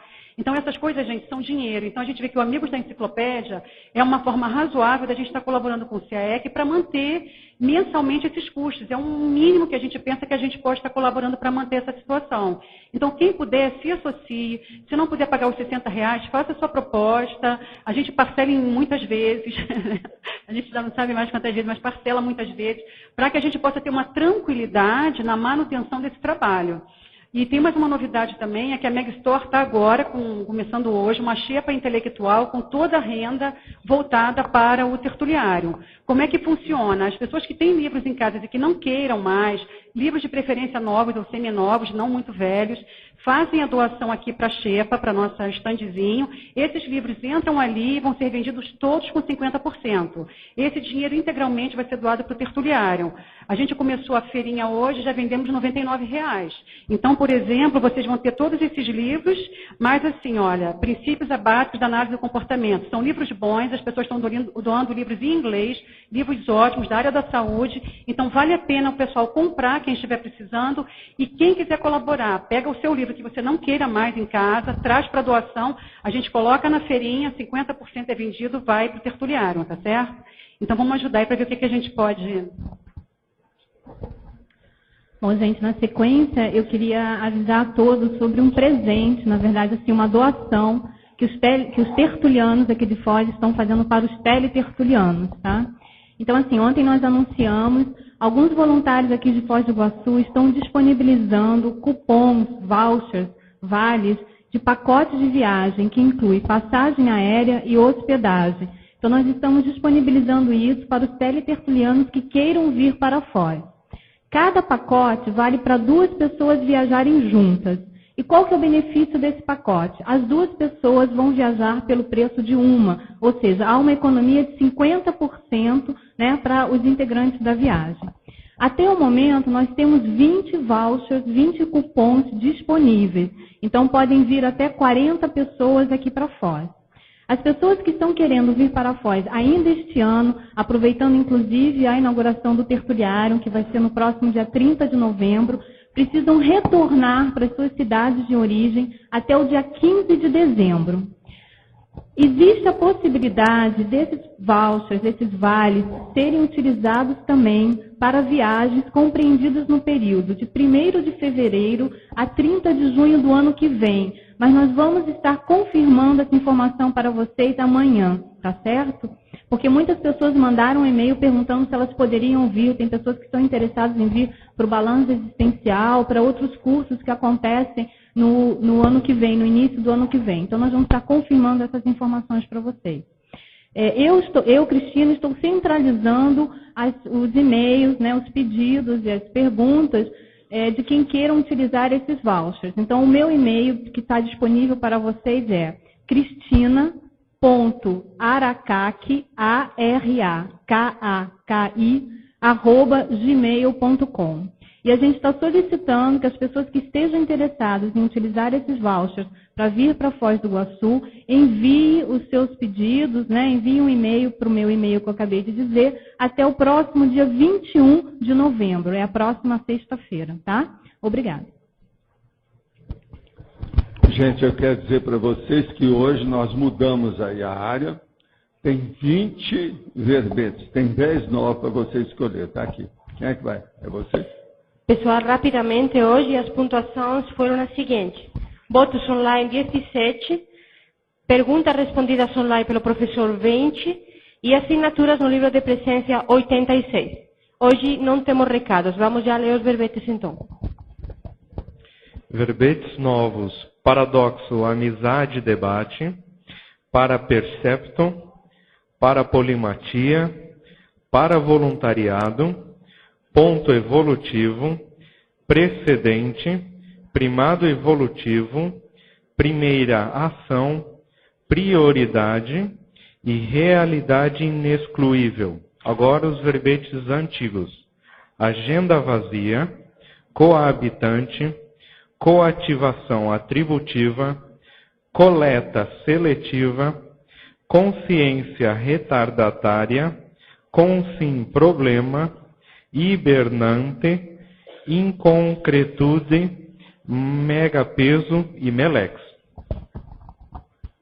Pessoal, temos um recado sim, desculpe, não César vai dar um recado. Pessoal, eu queria convidar a todos para amanhã às 8 horas da noite. Nós vamos ter aquela nossa sessão pipoca especial. O filme de amanhã à noite, no Discernimento, às 8 horas, é um documentário espírita sobre a vida e a obra de Eurípides Barçanufo, médium e educador. O professor Valdo já citou em tertúlia a hipótese dele ser um desperto, e é um documentário que vale a pena ser assistido. Para quem não conhece nada da história do Eurípides Barçanufo, vale muito a pena a pessoa ir lá amanhã à noite e assistir esse documentário. Então fica o convite, amanhã 8 horas da noite, no Discernimento. Muito obrigado.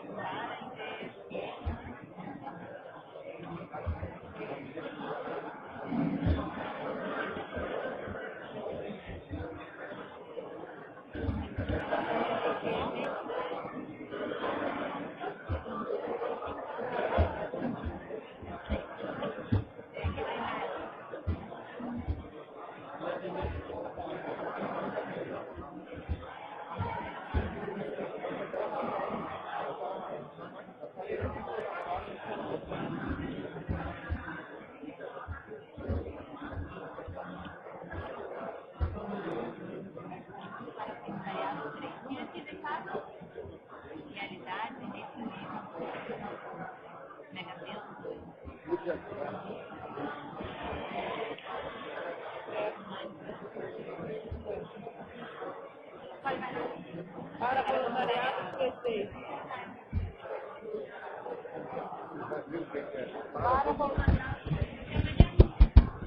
O verbete para amanhã, domingo, é para voluntariado, que ganhou com 16 votos. Obrigada, até amanhã.